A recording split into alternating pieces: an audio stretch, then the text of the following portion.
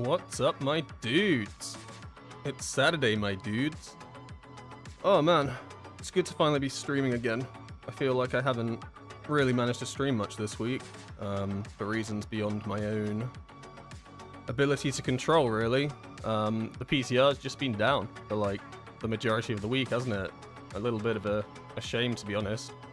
Because we had that stream on Wednesday. That's when the PTR was meant to fully like release all the new dungeons.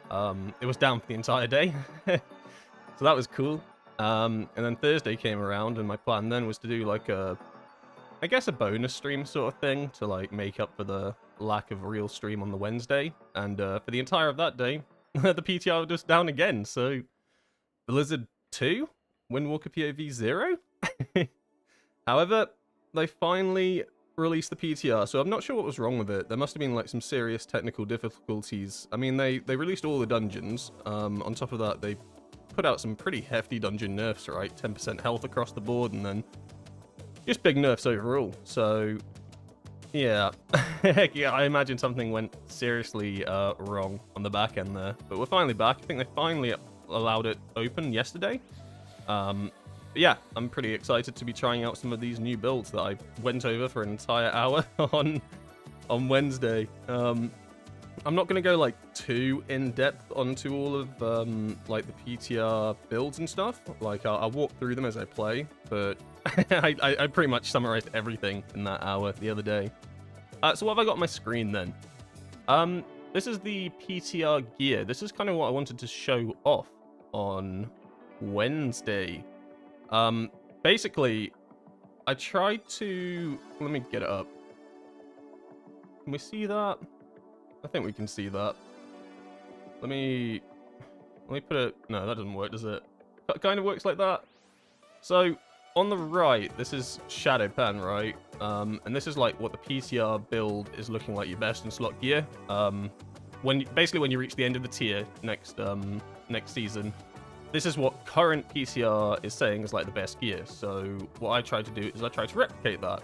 Because it just makes sense, right? To try and get an idea of what gear we're going to be wearing at the end, so you can put it into action in that way. Obviously, I couldn't do it all. Quite a few pieces of the gear are not available, unless like you're running some serious Mythic Plus and you get drops on PTR, but I'm honestly not going out my way to get drops on PTR. But I've tried to do my best, and it's pretty similar, to be honest, like up to the point of like the gems in each slot and everything like that. We've got some pretty accurate gear on here. The main differences are probably going to be the weapon. The only available like real two-hander is this Befouler's Syringe, which is from the raid, which is, oh, there we go, we can actually see the gear now. Not the same as the weapon that you'd probably be using at the end of the tier, which would be the Glorious Defender's Poleaxe. Why would you not use the Befouler's Syringe? It's a raid weapon, right? Two-hander, has a cool effect on it. I think the biggest reason that this is not going to be run as like your best in slot two-hander weapon is predominantly because the effect isn't amazing, but also it has no main stat on it, right? There's no agility on this thing. That's pretty rough. So you're pretty much going off of, is the equip effect good enough? And the APL, the Theory Craft, says no. No, it's not. But I don't have access to the Glorious Defender's Polearm, so we make do. We make do with what we have. In terms of crafted gear, I haven't got any of that on either. I mean, technically I do, but I'm not using it in the crafted sense. These APLs also didn't have any crafted gear on them. There was one build that did, and it used the elemental gem crafted thing, which basically just meant that when you had gems equipped, you do like extra damage or something like that. But no, I'm not crafting on the PTR. That is beyond me. Otherwise, it's pretty similar. You know, we've got the matching set pieces, we've got the trinkets and slots, the sea circlet, rings are all looking good, and then where I have, or like where I can, for instance, like I don't have the right boots, but I've tried to like replicate the same stats that you would have. So where does that leave us?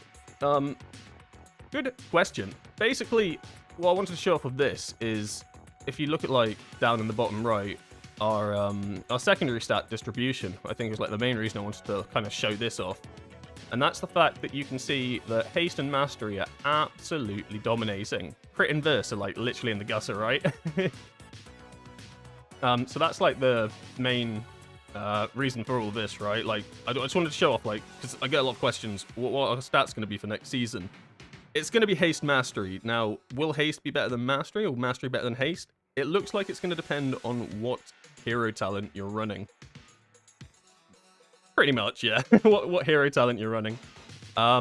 So for Conduit the Celestial, Mastery is going to be better than Haste, and for Shadowpan, Haste is going to be better than Mastery, and then Crit and Verse are just kind of in the gutter, right? Like, put them in the bin. We don't need that. So I don't know how that's going to work out in terms of gear, right? So you're probably going to have like two kind of varying gear setups, with one like leaning towards Mastery, one leaning towards Haste. Probably makes more sense than to have like a constant switching of gems and stuff, because for some content you're going to run Shadowpan, some content you're going to run Celestial Conduit, right? You don't want to be constantly shifting gems out. So I imagine it'll be gear like, you know, the boots or wrists and stuff like that you might have like a second pair of or something. Maybe even double crafted. I don't know. All speculation, really. But that's basically what I wanted to show off with this cool page here. Also, it's just like really clean. I really like this. Where am I right now? Gornagle. So they've released all the dungeons, so we're going to play all the dungeons, or as many as we can get into. I think that's the main thing we're going to do today. In terms of talents, like, ask away any questions you want, but realistically with Shadowpan, the talents are kind of looking exactly like what you have already been running, right?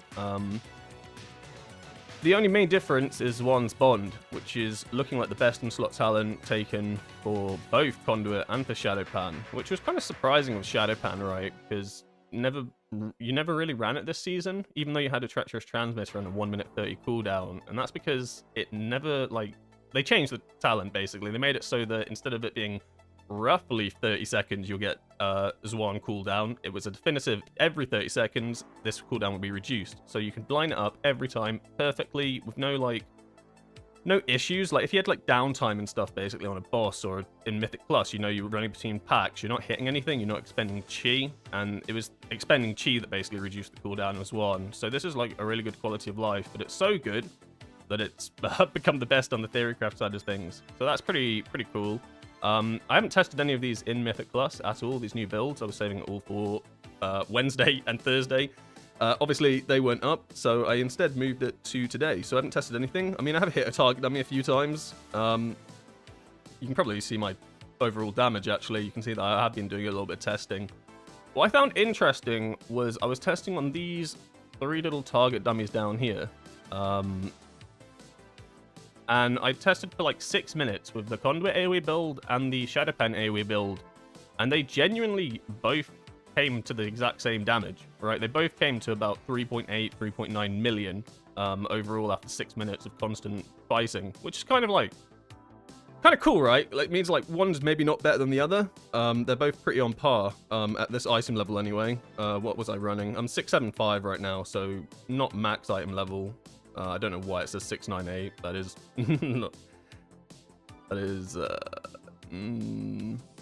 why does that say 730? That's not correct, right? I'm pretty sure we only go up to 690. Ignore me. I don't know what I'm talking about. Anyway, my point is that they both basically feel pretty on par with each other. Like, I thought that maybe Shadowpan might come out on top in a 6 minute, like, just dummy hitting for a while. It didn't. Conduit obviously has its highs, and then it has its big lows, but then when you get your highs again, you just build up the damage, and they kind of come out on par with each other. In terms of what, like, Slicing Winds versus Crackling Jade Lightning, they honestly did about the exact same amount of damage. I don't have both of them to compare with. This damage that you can see in the top left, that is Conduit the Celestial, so that was the last one I tried. But, like, Slicing Winds did about the same, like 8-9% as Crackling Jade Lightning. Fist of Fury was higher in the target dummy that I was testing on, and Spinning Crane Kick came out a little bit lower. But yeah, overall, not too bad, to be honest. Like, they're pretty competitive with each other, which I think is the best case that we can have. Hey, look, there's a little monk down there testing on himself. He must be having fun. Yeah, I'm pretty happy with everything damage-wise, because what you don't really want is one hero talent to, like, outshine the other. Otherwise, we'll just be in the same space that we are now, right, where you play Shadowpan in every piece of content. Conduit the Celestial is a little bit troll.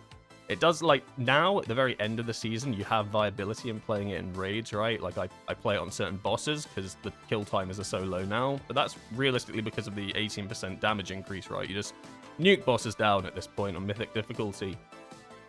So, yeah, I mean, if you didn't have that, Shadowpan would just be king. And even then, like, Shadowpan is more consistent. You're probably going to get a better log on Shadowpan than you will Celestial Conduit on live. So seeing them, like, pretty nicely compared to each other, like, competitive, seems pretty cool. I did a little bit of testing on the 5-target dummies, but not much, mostly because it is an absolute lag fest down there. I mean, look down there. You don't want to be down there. It is, if you think already having 150 pings bad enough, being down there, like, it's actual hell on earth. Yeah, not a big fan of the 5-target dummy, but that would be where you get a better representation. I just need it at a time when nobody's playing, which is very unlikely. Single target I haven't really tested out much. Mostly I tested that out in raids, right? The builds haven't really differed since then. For single target, I think they're still working on the PTR for those. But AoE is the big one, right? That's where everything's gonna come out. Like, how much AoE does a Windwalker doing compared to other specs? I mean, realistically, it looks like we're doing good AoE, not like OP or Omega strong. We're not going to be OP, we're not going to be, like, best in slot, but we hold our own, and I think we're definitely going to be viable in certain content. Yo, what's up, Marek? Marikos? Yo ho ho. Yo ho ho, my dude. But yeah, I think let's get into some dungeons, because I want to try Shadowpan first.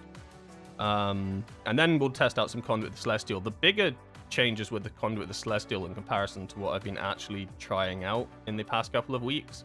Like, Conduit was... Yeah, I'll show you what I mean.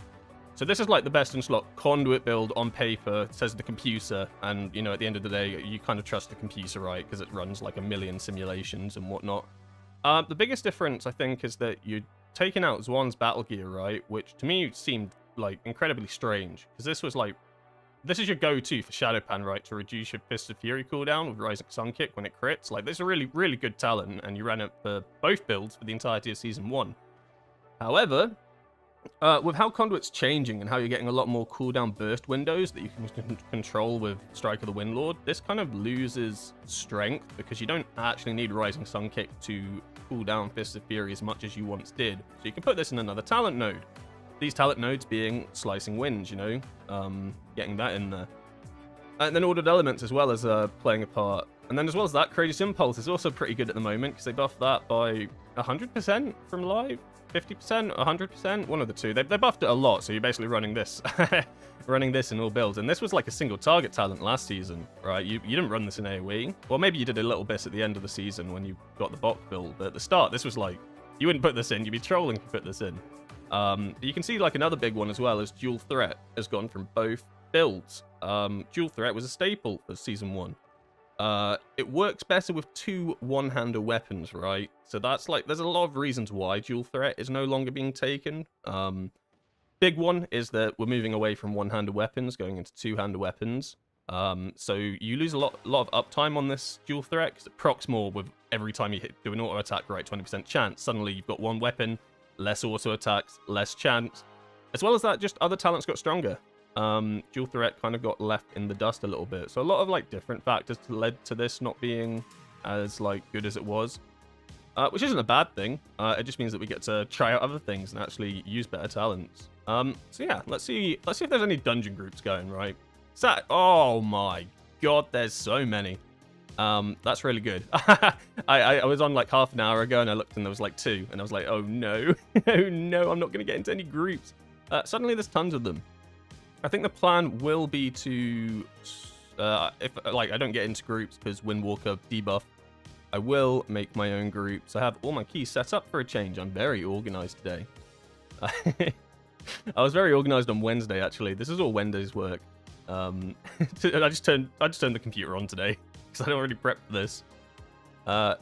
Only downside is that it looks like all these groups are pretty full on DPS, and it looks like they need tanks and healers. Uh-oh. I don't really want to do a 2. I want to be trying higher keys today, like 10. Well, 10s are not that high anymore. I want to do like 12s. The reason for that is the 10% damage, the 10% health and like reductions across every single dungeon, right? 12 suddenly just got extremely easy, and I got declined. Oh, the bane of a Windwalker monk just getting declined from PTR dungeons. Why? You know what? What I'll do is I will just... I'll make one myself. Let's do a... I have loads of things. Where am I? Oh no, am I that prepared? Why are these 2s? All my keys have reset. Oh, we have a 10 Theatre of Pain. I wanted to try it as a 12, but where are my scrolls to make? Oh no. Maybe I'm not as prepared as I thought I was. Oh well, we'll make this a 12 Theatre of Pain. I want to try Theatre of Pain out because I think it's a really good Windwalker dungeon. Good ad spread, like 3 to 5 targets at all time. Just kind of like nice for Windwalker to be playing in. Also, you get a good use out of Detox. On the Discord, I've updated like one of the resources. I've added a new resource tab for... Yeah, come on, get in here. 699. God damn. I updated like a resource tab for like Season 2 dungeons, and basically someone compiled basically all of the dispels, magic buffs, diseases, poisons, everything into like a nice little clean guide on what you can do for dungeons, which is really helpful, right? Because it's good to know what you can actually use detox on in a dungeon, because sometimes you don't have to take it, sometimes you do. 4 out of the 8 dungeons are going to be detox dungeons. The other 4 you do not have to take it, so that's pretty cool. The worst one looks like Theatre of Pain. There's a lot of disease debuffs in Theatre of Pain. Poison debuffs are mostly in the Mother Load, but otherwise, yeah, it's all like small ones. It's kind of like this season, to be honest, where there was like Arakara City of Echoes, right, where you had a few ads that put poison debuffs on, and you'd only really use it on like the last boss or maybe some of the ads at the start of the dungeon. Otherwise, you know, it's going to be the same thing, but it's always nice to have a detox. 8-second cooldown, costs you practically no energy, and it helps everybody out. So you're probably running it in every dungeon anyway. Like the alternative is, you know, you can maybe get an increased roll, maybe get like peace and prosperity if you want something else different. Pressure points, though, I'm not too sure about enrages. I mean, from my testing, I haven't noticed anything that enrages. If anyone has, let me know. But like, I'm not sure how much value pressure points is going to get next season. Whereas it was really good in Grim Batol, right, this season, where you had the... What are they called? You had the Ogre ads that would get real mad, and pressure points was like huge there, right? You'd press it on them, they'd lose all their stacks, and your tank would survive. Big damage. And you also got a bit of value out of it on Mists of Turner Scythe. I think on like some of the earlier ads, the Drustvar at the start were kind of like decent for using it on as well. So like overall, like you don't really get massive value out of those talents anyway in dungeons. Like they're very niche, but it's always good to know what you can use it on, because utility is pretty important in World of Warcraft, and you might as well use it if you have it.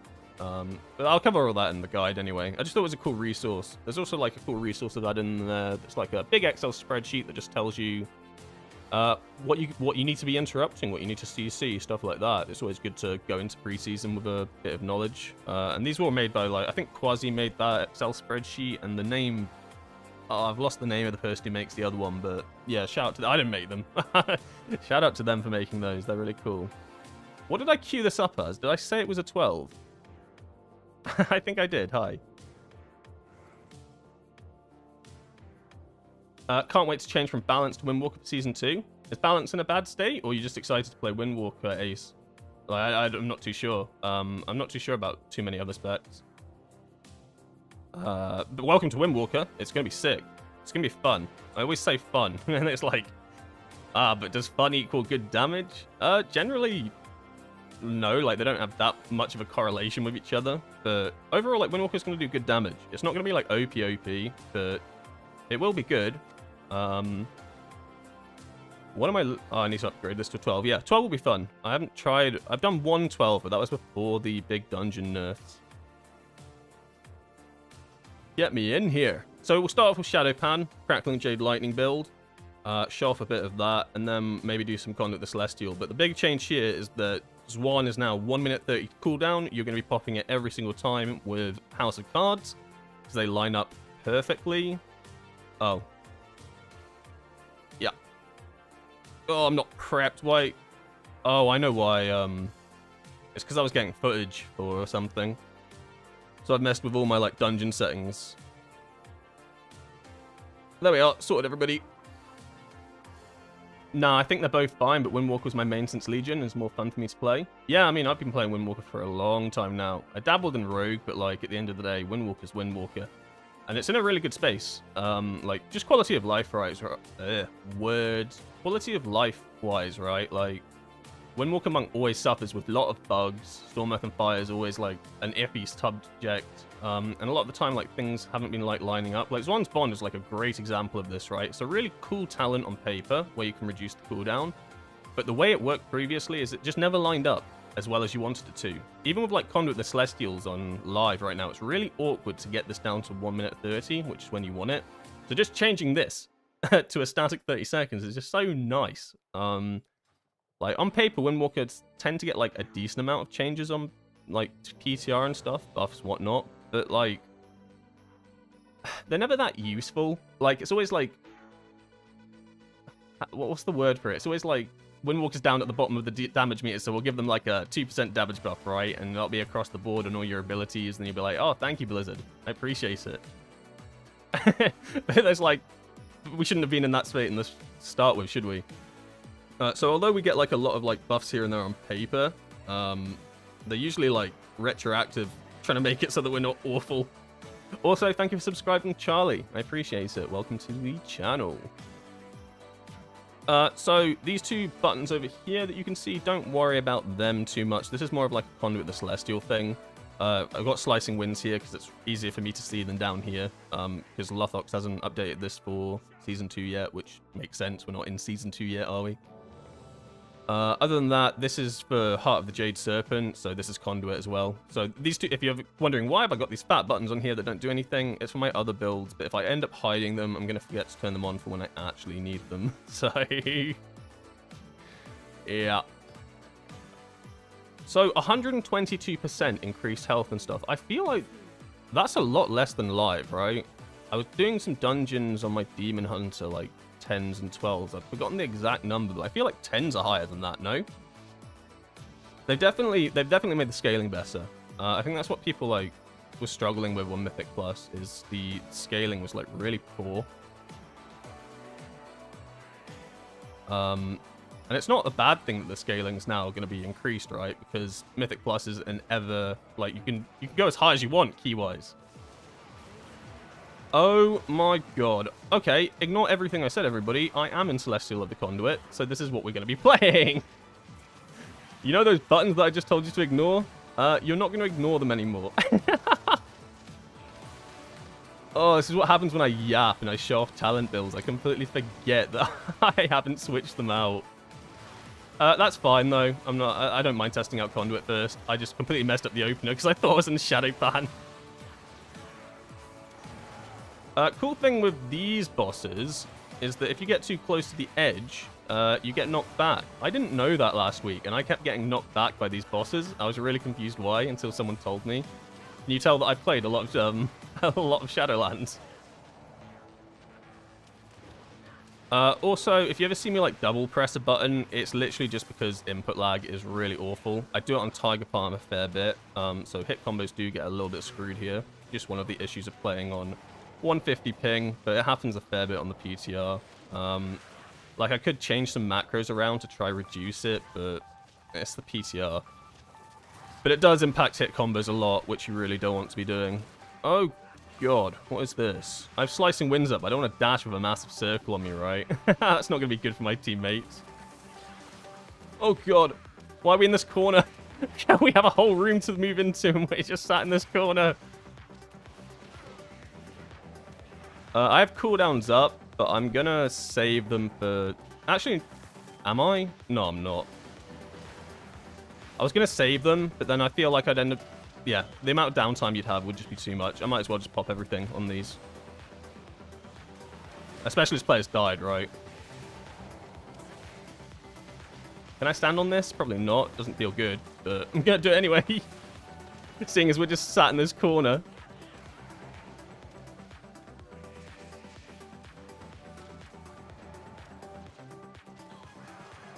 Did Conduit get buffed? Yeah, Conduit did get buffed. It got a lot of quality of life upgrades. Like, the hero talent itself didn't get buffed, but, like, all of its... Not all of it, but a lot of its, like, little nodes got buffed. Like, the big one was Heart of the Jade Serpent, right? This used to proc every 45 chi on Strike of the Windlord, which was really awkward to, like, line up, right? You'd have to do, like, some Like, on live, I play Conduit, and it feels horrendous to, like, try sort this out. Now it's every single time you use Strike of the Windlord, you get this 6-second cooldown reduction buff on your Fist of Fury, Strike of the Windlord, Slicing Winds, Rising Sun Kick. Like, it's really nice. So every 30 seconds, you're getting this massive cooldown window. It feels really nice. So that's one of the big ones. And then the other big one was the Swan's Bond change. So that lines up perfectly with Conduit now, every time. So yes, it got buffed. It's going to feel a lot nicer to play than it does on live. Like, if you've played Assault on live, which you might have not, to be honest, because why would you? It feels so much nicer. It'll take a little bit of practice to get used to the lining everything up, I think. Like, getting used to having to use Strike of the Windlord and making sure you have, like, cooldowns ready to go for this. But you can see, like, when you get the window, how much faster... Oh, you did not do that whilst I was pressing my cooldowns. Like, I'm going to Fist of Fury now, right? You'll see how much faster it is. So I Fist of Fury, and it's finished now. Like, that's so fast, right? It's easier to tell when I've got a slow one going, but, like, once you've played Conduit a lot, your Fist of Fury outside of the window is going to feel so slow. It feels like you're like, what is this? You feel like something's wrong, like you're lagging. You definitely get used to it, and then you notice it when it's not up. But luckily, you get it every 30 seconds. And when I say 30 seconds, it's not actually 30 seconds, it's less, right? Because the buff reduces the cooldown of Strike of the Windlord. So it's more like... I don't know, I don't want to put an exact number on it, but it feels like something around the 25-second mark that you get this massive cooldown buff every so often. Oh, I'm dead. No, I'm not dead. Windwalker nimble, Windwalker quick. What is the opener for Conduit? So if you said it already. So I'm not... I don't know, I've been, like... Conduit for opener, I feel, is going to be something along the variation of you Tiger Palm to get some chi, right? I'm not sure if you're going to Rising Sun Kick, but I feel like you need to build up stats. Like, it's basically going to start with Strike of the Windlord, I'm pretty sure. Like, I'd be super surprised if it doesn't when it goes to live. And then, once your Heart of the Jade Serpent window is finished for that initial Strike of the Windlord window, that's when you'll be popping Conduit the Celestial to get the next Heart buff. Once that buff drops, guess what? Strike of the Windlord's up again. So I'd be very surprised if that's not how you play it, because if you play it the alternative way of starting with Conduit the Celestial, you kind of lose an entire window. So that's how I think it's going to play out, but it might not, but I'd be surprised if you don't do the opener like that. Which is why I think it's going to be a bit more complex and take some time on some target dummies to actually get used to. What I also did here is I used Storm, Earth, and Fire early because I'm very used to my 2-minute cooldowns for Zorn, and now I've like kind of missed up the lining on everything. I've played this awfully. I've played this awfully. I'm just sat on my cooldowns right now, which is not good.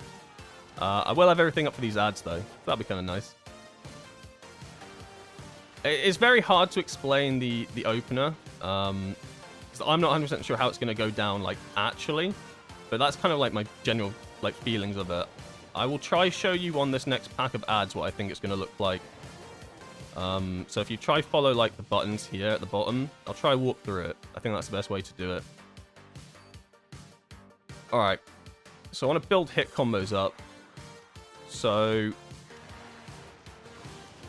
then you pop everything. You pop Zorn, you pop your Trinket, then you're Slicing Winds. You've got everything rolling. My Heart window's finished, so now then you use Conduit the Celestial. Get that pop. Heart window's going again. Fist of Fury is your best ability during this window, so you want to be maximizing that. Heart window done again, so you strike the Windlord, you get your next Heart window. You see what I kind of mean? Like, you get 3 of these massive cooldown windows. Suddenly you've got, like, 2 Slicing Winds in the space of 30 seconds. When the cooldown of Slicing Winds is 30 seconds, right, on paper. So that's why I think it's going to play out like that, because you get so much value out of the cooldown. I'd be surprised if it doesn't. But I'll cover it all in an actual guide before Season 2 drops. Do not worry. Do not fret yourself. Went from a Windwalker main to Enhanced main for Season 1. Because it was bugged in high keys, as Windwalker's miserable, I'm so hard to swap back. Yeah, I think... Oh god. I think... Windwalker's still going to be a position where it's not as good as some other classes and specs in high keys. Like, what's defined as a high key for Season 2? Not quite sure yet, right? It's going to vary compared to what it is now. Like, now, what's a high key? Like, 14, 15? They've nerfed all the keys, right? So that's not going to be classed as high for next season, really. I'd be very surprised. But I still think it's going to be outcompeted by some other classes that just do more damage in AoE than Windwalker. And that's what you want in Mythic Plus, right? The better AoE classes. And we do just get a little bit left behind there. For big pools. Our damage is just a little bit lackluster. In Raid, though, I think Windwalker's going to be real good. Race to World first, probably won't run a Windwalker because, you know, Mistweavers are just so good right now, right? So they're probably going to use that for the monk buff. But in actual, like, just general raiding, Windwalker's going to be good. And I'd be surprised if it's not the conduit build that's run for most bosses. Although I can see the Shadowpan one being built, run for some. But like, I did a lot of PTR testing on the Mythic bosses, right? And I ran Conduit on a lot of them. And the 1 minute 30 timer on everything, like, burst window lined up so nicely. It was really fun to play on Conduit. Especially on the opener when, like, you just watch your damage go to the very top and everybody else is like, oh my god. What is this Conduit damage? You do drop off rapidly, but don't worry about that.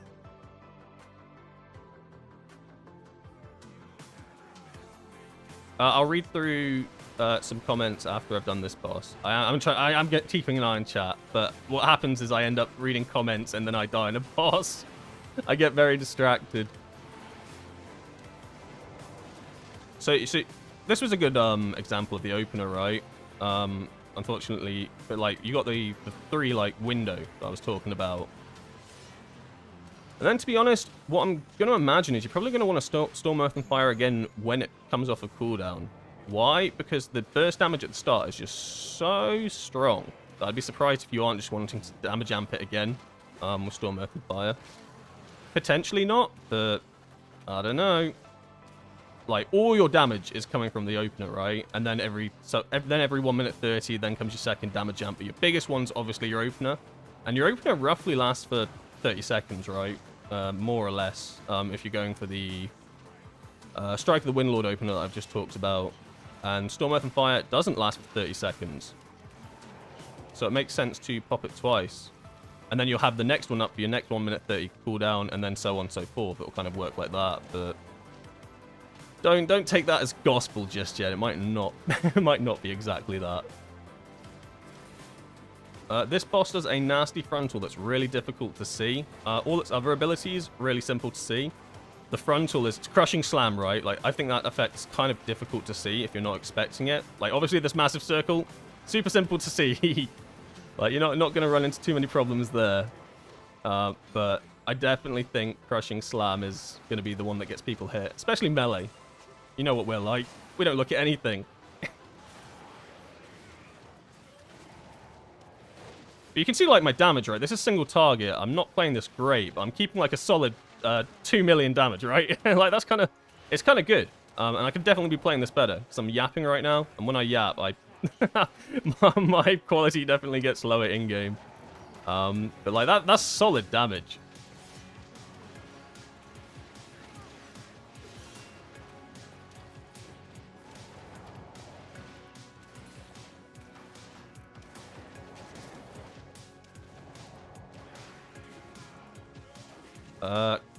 Can't wait to play my favorite spec again. Welcome back. I mean, I'm the sort of person that I play Windwalker whether it's good or bad. Mostly because I don't want to learn another spec. I'm learning Demon Hunter at the moment, which is taking its... Oh, I'm dead. Nope, I'm not dead. Which is taking its toll. I kind of like Demon... You are not throwing us down. The fight's over. You are dead, son.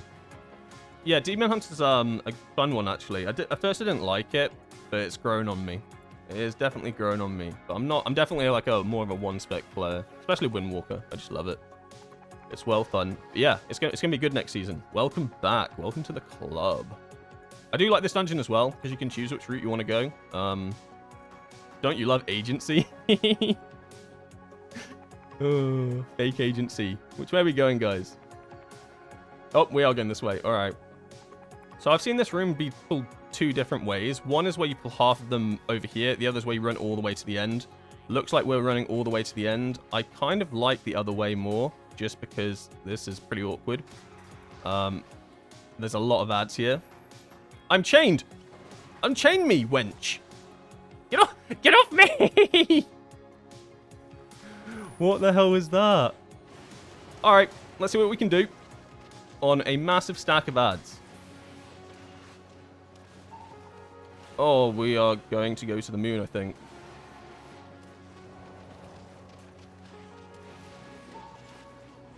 Oh, not quite to the moon as I thought we'd go.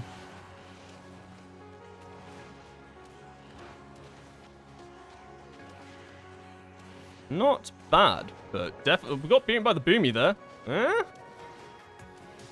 Got beaten by the boomy and we had everything up. I've done more damage on lesser ad packs, to be honest. Like you can easily be hitting like 10 million with this conduit build, depending on just cooldown usage and stuff. I've done it on Mother Load, is an easy one to do at the start. That's not bad though. Oh my god, there's too many comments. Guys, you got to slow down. I keep glancing over and trying to read, and then I realize I'm just going to die. Love Windwalker. Don't love being declined every Mythic Pug, even on +8s, because Windwalker bad, lol. Yeah, that is the only downside, right? Like, there's a mentality in WoW where if a class hasn't been meta for so long, people know about it, and like, they'll see a Windwalker and they'll be like, oh, this class is bad in raid. It's probably not going to do well in our key. Where in a +8, it doesn't matter. But there's this mentality, and then it can take seasons and seasons to repair that, right? Like, it honestly can. Like, even if Windwalker's, like, amazing next season, for, like, a while, people will still remember it as whatever it was this season. So it's really, like, hard to repair, like, a mentality. But that's just wow. My advice is always just make your own groups. That's what I do.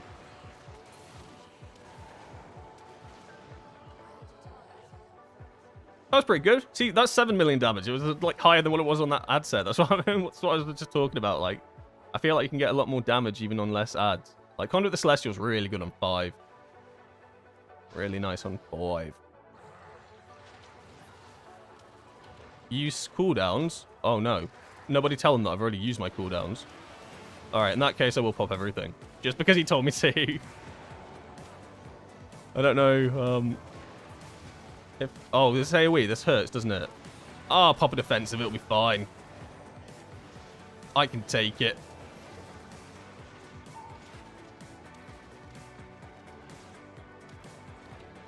That does mean I have completely messed up my linings with my Zwan. I'm just gonna pop Zwan every 1 minute 30 from now on. Even if I don't have Storm Earth and Fire up. Like at the end of the day, Storm Earth and Fire is just a flat damage increase. Like it's good. You want to line it up every time. But if you mess it up, I don't think it's worth holding the cooldowns for it. Because it doesn't... It's not about, like, getting Mark of the Crane stacks anymore. Like, that was, like, one of the big... Where was it going? That was, like, one of the big things, right? Like, Storm Earth 5 was really good for helping with Mark of the Crane stacks. Well, Mark of the Crane isn't a thing anymore. It's now, realistically, what is Storm Earth and Fire? It's just a, like, flat damage increase. It's a stat stick. Which is kind of a little bit lame, right? But it is what it is. Oh, God, there's mechanics flying everywhere. Player down. Man down. I should have... Why did we save our cooldowns for the last set? This one's so much worse. Oh, no. Why won't they die? Please. Well, that was fun. That was horrible.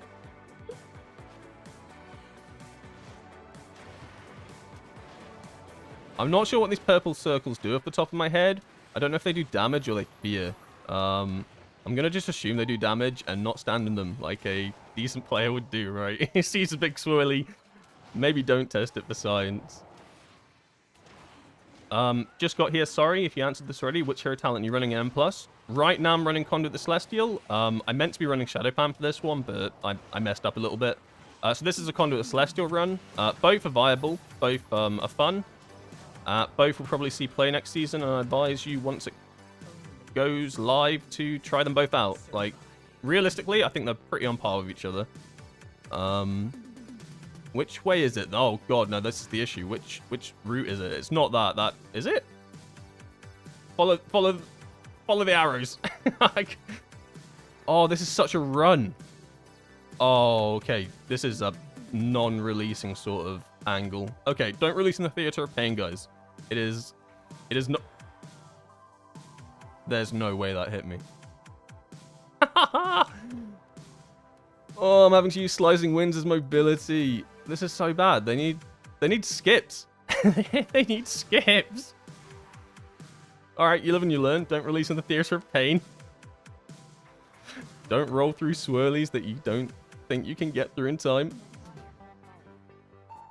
I hope this takes me to where I'm meant to go. I hope you don't have to go the entire path. Please just take me to where my friends are. You're not taking me where my... Oh my... Okay. No! No! Your survival wasn't necessary. Oh, I'm a mess, guys. This is... This is abysmal. My group must be like, what the hell is this guy doing? The boomy's catching up to my damage now. Oh my god. You try save a couple of seconds with a roll and you roll off a platform. Amazing stuff. Good job. Oh no. I can read some comments. That's useful. Can't decide, Rogue or Windwalker. I don't know. I feel like a lot of rogues have been a little bit stressing at the moment because they haven't got many PTR changes. I don't know if rogue's in like an awful state. All I can say is on the Windwalker side is the changes we have got pretty positive, right? Like, there's no like real complaining about it. Like, some people don't like Slicing Winds. I think it will grow on you, especially when it does damage. Anything that does damage is will grow on you, right? I don't know how Rogue's doing though. I've seen a lot of people like not happy that they haven't been mentioned in PTR really at all. I don't know if that's because they're in a massively bad state. I don't know much about Rogue at the moment. I don't think these guys noticed that I died like 3 times in a row. It's probably a good thing. It's probably for the best. You almost forgot about this dungeon. I like this dungeon. This was just a what not to do sort of thing. I'm helping everybody by showing you what not to do in this dungeon. You're learning. It's a learning experience. We learn together. Hello, group. I'm finally here. I made it. Okay, we pulled.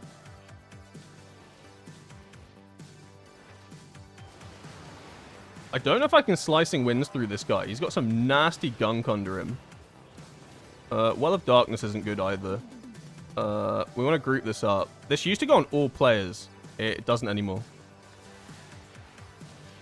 That was also really bad because it was during my cooldown windows. So thank you for choosing me, Blizzard. I appreciate that. I'm pretty sure it used to go on all players. They've changed a bunch of stuff. I did read through it. Like, they changed a bunch of stuff from, like, hitting 5 targets to 3. Maybe it's this. I got it again. Thank you, Blizzard. I appreciate you. I appreciate you. I guess I'm just sitting this fight out, then. That's fine. Okay. Cool. Okay, this is what hits 5 players. And this spawns, like, a whole bunch of ads. So you stack this up. You can ring a piece to just be, like, extra cautious so nothing gets into the ads. And then you just nuke it because big damage. Pad on those mises. And if anybody says it's padding, it's a mechanic. You have to do it. I'm not too sure what bringing these out do, though. Like, it makes sense to bring them out of the group, probably not to stack them, but I don't actually know what they do. I just think it's bad circle, don't stand inside of. I should probably read these things. I wasn't targeted for the first time. Thank you. I appreciate you, Blizzard.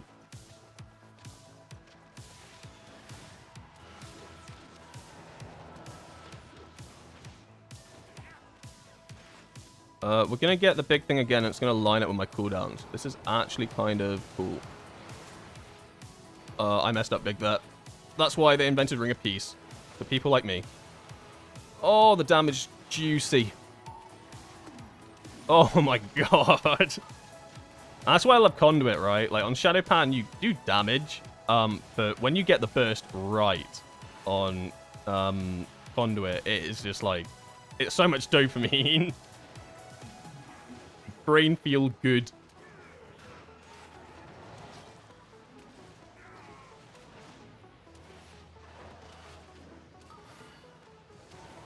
I'm gonna sit the Well of Darkness over here and see what happens. For science. Is it allowed to hit the boss? Can I just stand in melee for this? I feel like I can, right?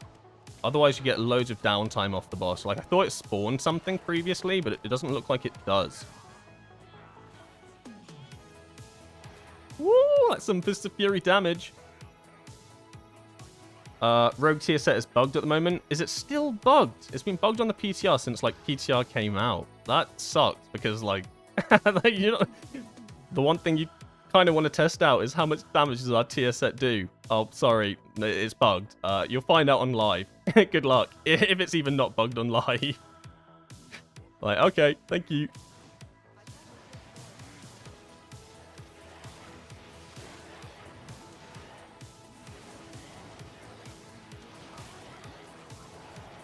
So this is predominantly the room where a lot of diseases come in that I was kind of talking about for when you're going to want to, like, have detox. You can see that my tank has a disease on him right now. I'm not going to free him of his curse because I'm in my cooldown windows. And the issue with Conduit the Celestial that I do keep going over is that you're so cooldown dependent that, like, it feels horrendously bad to pop anything but damage during your GCDs. And that's going to be, like, the one downside of Conduit in dungeons, I think, is... Like, I don't want to be pressing interrupts or using a GCD on anything during my, like, heart windows, because, like, that's where all your damage comes in, right? You're losing so much. Obviously, there'll be situations where you have to, but it feels a lot less punishing on Shadowpan, where, like, your burst window isn't really a burst window, if, like, we're being honest. Like, Shadowpan burst window is a little bit deceptive. Like, obviously it does more damage than it does outside of the Swan window, but nowhere near as much as something like Conduit. Like, Shadowpan's a lot more consistent across the board.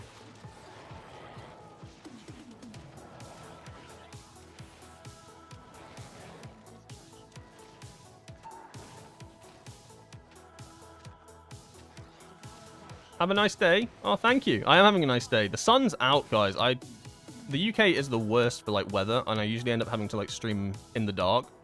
It's why I like starting at about 4 o'clock on a Saturday, because I actually get some daylight, and I kind of like daylight. Weird, right? Don't run into that. What? What do you mean? Is it going to follow me? It is! Why did you run into that? What? The worst part is he ran into it, and then instead of, like, bringing it down so we could all defeat it, it was... It lasted a little longer. Like, what? Why? Okay. He could have run around the other way like I was gonna do, but I saw him run into it. Oh well. I can read some chat. About so much melee mechanics in M+. I'm not too bothered, right? We have so much mobility that you can just avoid everything, right? Like, they're saying the raid is kind of an unfriendly melee tier. But they say that every tier, right? Every tier is a melee unfriendly tier, but you just find a way. Like, you do. How close can I get? I don't want to pull him. Oh! Oh! Nailed it. Yeah, in all these dungeons I've tested, I've not really had much issues with, like, it being melee heavy. I haven't really noticed it being too melee focused. Predominantly just because we have so much mobility. You can just get out of everything. Melee mechanic-wise, like frontals and stuff. Like this. Okay, tank dead. We die. Right now, it's a DPS loss to change to 4 set. That is horrendous. And, like, it's not like we're the first week of PCR, right? This is week 6, week 7. That's insane that they haven't fixed that yet. Like, what can be so broken about it that it doesn't work? I'm just glad it's not Monk. It's usually Monk that suffers. Unlucky rogues. I don't think we make it from that guy. We're going to have to go through this side. I'll let my party die in my cooldown windows. No! Hold up. No, that's not what I said. Wait, hold a second. Oh, the healer left.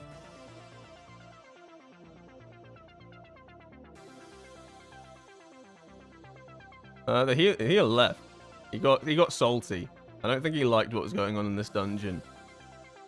That's the one downside of PTR that I found, is that because there's like 0 consequences to leaving anything, people will just leave. They'll literally just alt F4 if they don't. Look, I don't know why we're still going. This healer's gone, but okay. We'll see if we can do this without a healer. To the surprise of no one, I'm gonna say we can't. I'll be honest.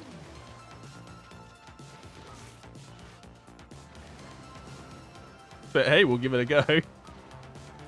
I'm like 90% sure the tank probably doesn't even know the healer's gone. Oh, no, he's noticed now. Yeah, so sick. Yeah, this is a common PTR thing, guys. Like, so many people will just leave a dungeon because there's no consequences to it. Which kind of sucks, because, like, you're testing out dungeons and stuff. Things are going to go wrong. You're on the PTR, right? You're here to test things. Not a lot of players are not going to have run these dungeons, like, 5 times a piece like me, so I kind of know what the mechanics are. People are learning. People have, like, no patience. One thing goes wrong, and they're like, I'm done. I'm done with the PTR. I've learned enough. Which is a little bit frustrating, but yeah. We'll just run again. That's fine. We'll just run again. So, what do we learn from this dungeon?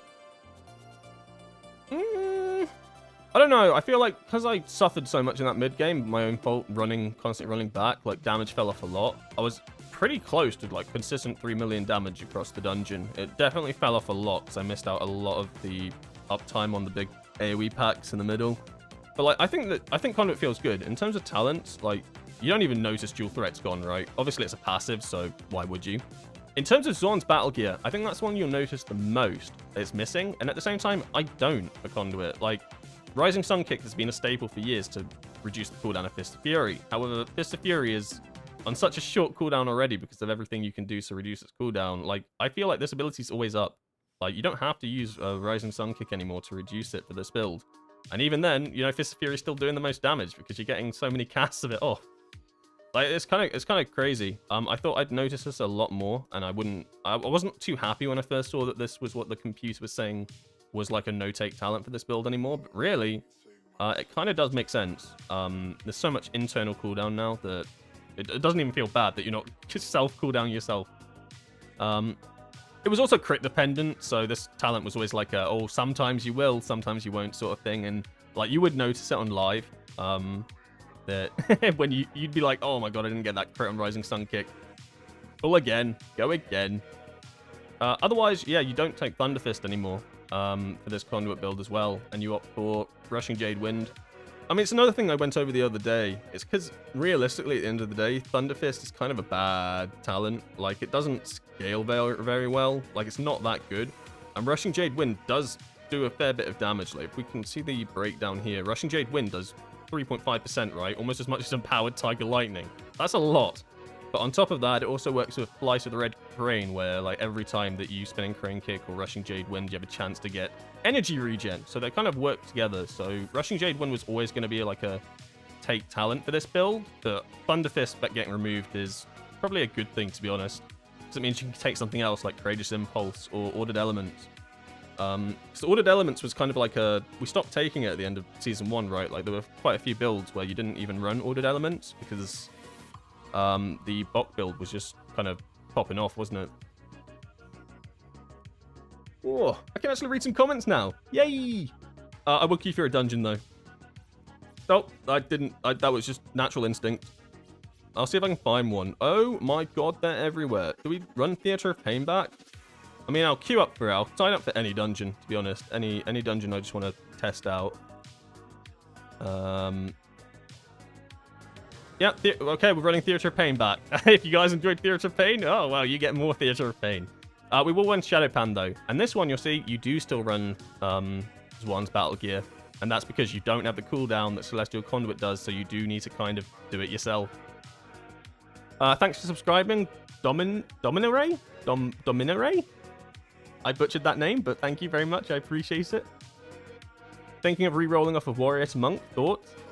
I don't really know much about Warrior. All I know is that they've had a lot of buffs on PTR in the past couple of weeks, so like they're definitely getting some like Blizzard have noticed Warriors are in a pretty bad space, right? And they need a lot of buffs to be competitive.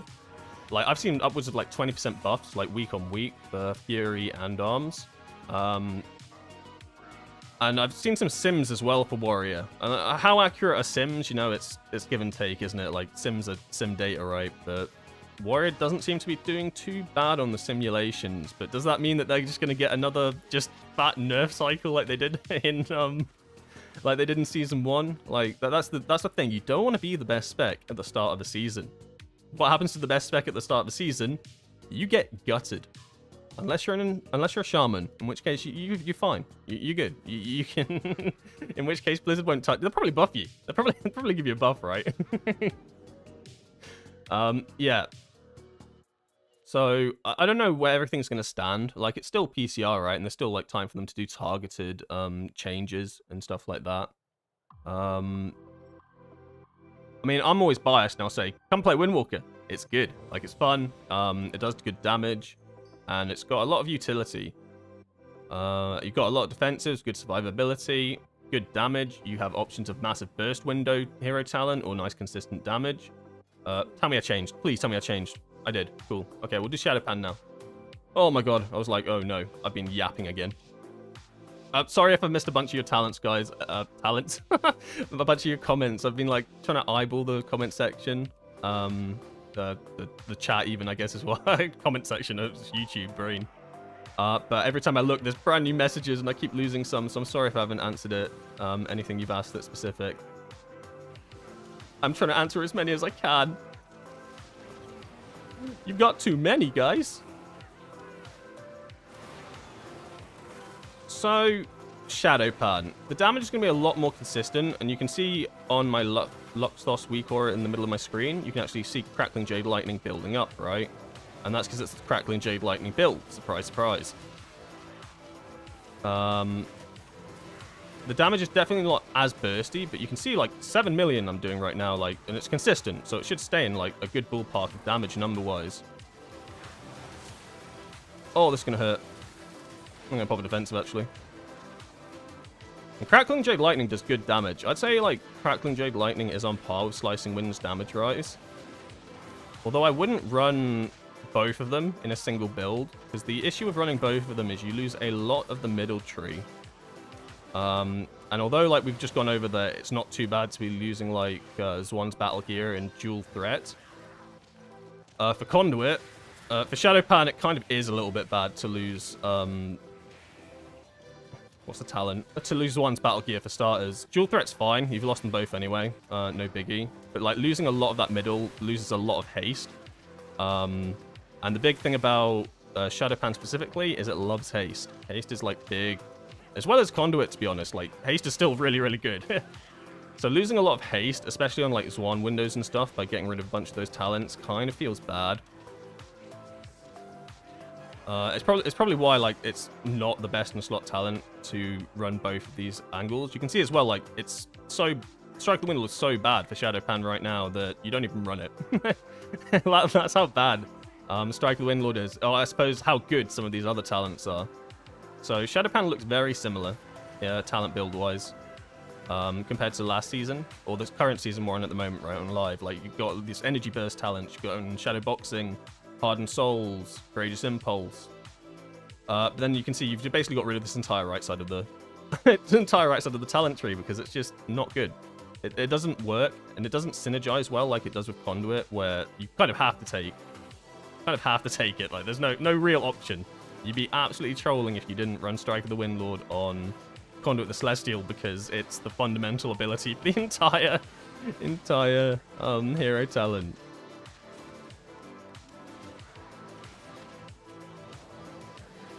But I say this a lot. I think that Conduit's harder. I think Conduit is like the skill expression hero talent, right? I think there's a lot more you have to think about. You have to actively thinking about your cooldown windows, things like that. Pre-planning things. With Shadowpan, I can yap. I can yap for this entire dungeon, and I honestly won't mess up my rotation. Because obviously I've played Shadowpan for months on end, but I also think it's a lot more ease of access and friendly. So if you haven't played Windwalker, I'd say learn Conduit, obviously, but I think Shadowpan's like nice to get into it on. You don't get as punished as well for like things like that. Like if I was popping Conduit the Celestial, then I get massively punished for like moving out. If I've got my Heart of the Jade Serpent, you get massively punished for not pressing abilities during your window. I can focus a lot more on CCing, stuff like that. Like, I'm not saying like Shadowpan's better, but I just think it's better for new players to learn Windwalker, because there's a lot of things you need to learn on Windwalker, right? Like Mastery for starters. If you haven't played Windwalker before, like Mastery is a big thing to get your head around, because you usually spam the same button over and over. Like, don't Ailey Shamans press like Chain Lightning 14 times in a row or something? Maybe not like that crazy, but you know what I mean, right? Like you spam the same button over. You do that on a Windwalker Monk, you've lost a lot of damage, especially with Mastery becoming like a lot more prominent of a secondary stat next season. Like, it'll be even more punishing. And with hit combos as well. I was not in that. No, I wasn't in that. I'm sorry. No, I was not in that. I'm not having that. Right up, bug report. Not in circle. Was I in that? I wasn't in that. No, I'm not having that. I'm not coping right now. I was not in that. Have I said that too many times in a row now? If I say it enough, does it become true?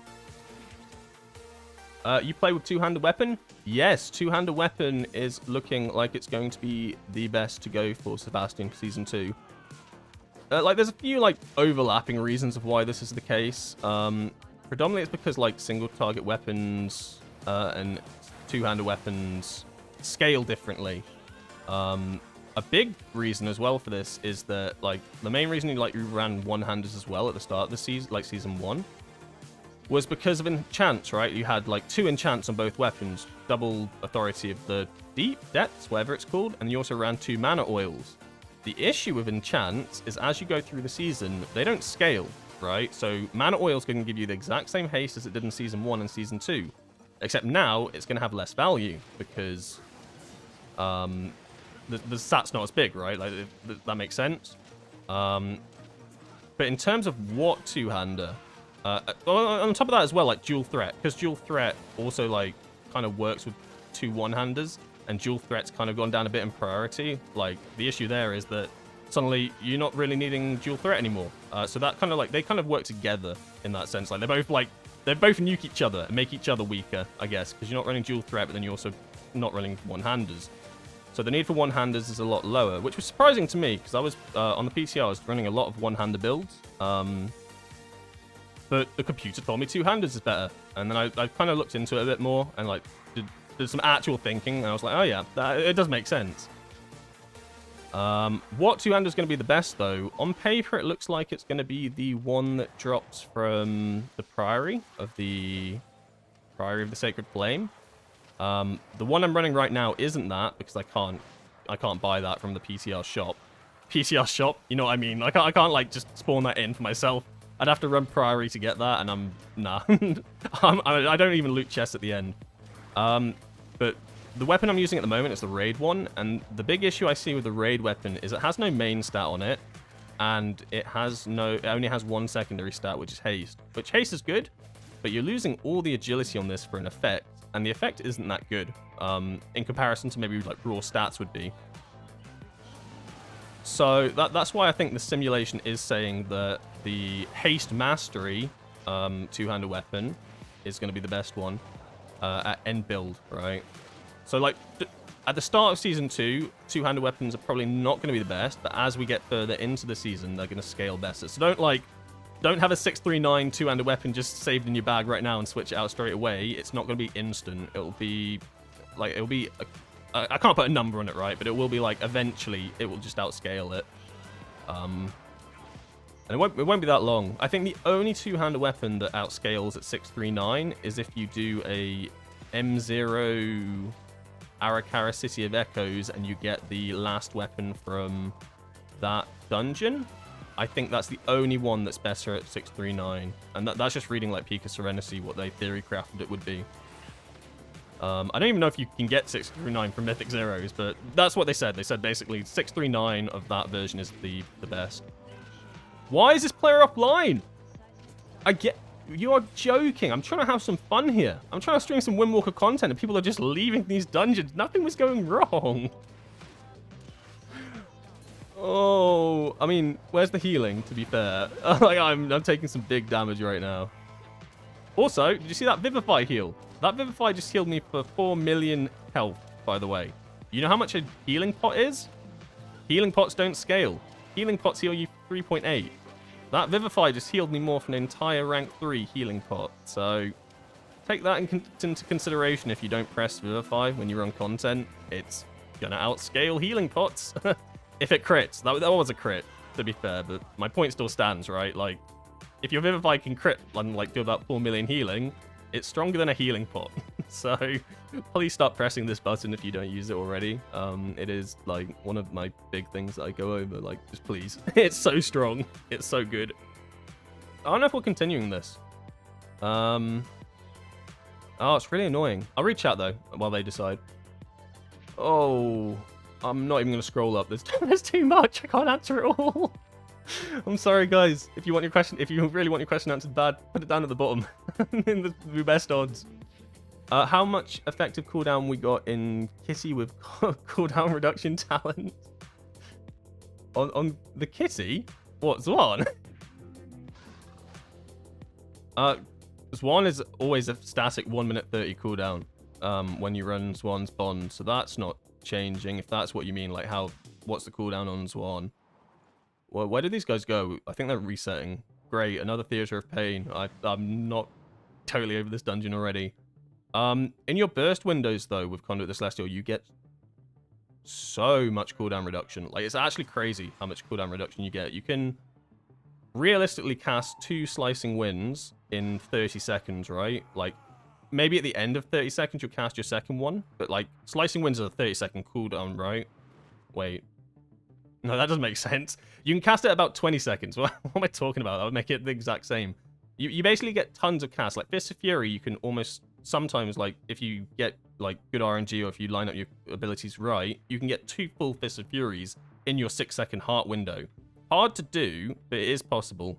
It was easier to do when you actually ran Zwan's Battle Gear and Conduit the Celestial, because you could Fist of Fury, Rising Sun Kick, and then your Fist of Fury could get lucky, get an extra cooldown, and you cast it twice. But it's definitely still possible in the cooldown windows. Strike of the Windlord gets its own... It cooldowns itself, right? So, the best way of describing it is you can get, like... The burst window is, if you Strike of the Windlord at the start, you get a 6-second cooldown window. I then Conduit again, and get another 6-second cooldown window. So that's 12 seconds overall. By the end of that 12 seconds, my Strike of the Windlord is pretty much up again. So you're basically getting 2 Strike of the Windlords in about, like, 12, 15 seconds. I'm going to say 15 because, like, 12 is a bit low. But... You know what I mean? Like, basically, you're getting so many cooldowns reduced. You can just keep spamming them. And that's why it's such a cool burst window. But then outside of that, like, the damage really drops off. Like, you do notice it. Like, you'll soar to the top, and then when you're outside your window, you will just drop back down. And then you get your 1 minute 30 again, and you go back up, and then you drop back down. And then you, like, kind of pray that you finish a boss fight just after you popped your big cooldowns. Which is similar to how it is on live, right? It's all about burst. Conduit's always about burst, where Shadowpan's super consistent. What about trinkets? So the computer says that the best trinkets for both Shadowpan and Conduit the Celestial... When I say the computer, I mean like theory crafting, right? House of Cards, which is why you're running Zwan's Bond for both, because this is a 1 minute 30 trinket. So every time you pop Zwan, you'll have this trinket activated. Pretty cool. And then on top of that, Eye of Kazan is the simulated best, the best trinket. Eye of Kazan drops from Gallywix. I'm not sure off the top of my head if it's a super rare trinket, but I think it is, which is cool. I love having to farm super rare trinkets, don't you? Didn't you enjoy Kaiveza farming? Oh man, I love Kaiveza farming. I love, like, going in there every week on week and not getting my loot, and then someone else gets it. And I just sit there, like, why? Wait, why not me? Oh, man, it's so fun. Especially when it's super rare. I love also having super rare weapons that I have to farm.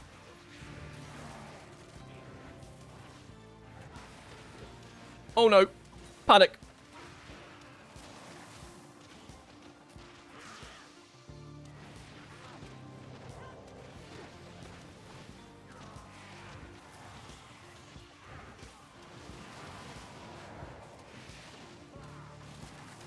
switch targets now to get debuff on them. What do you mean? Oh, sorry, I haven't read your first comment. My bad. I just saw that one was like quite short, so I was like, I can do that during this boss fight. Hold up, I'll have to read your full one first. That probably makes sense. Oh, this room's getting sketchy.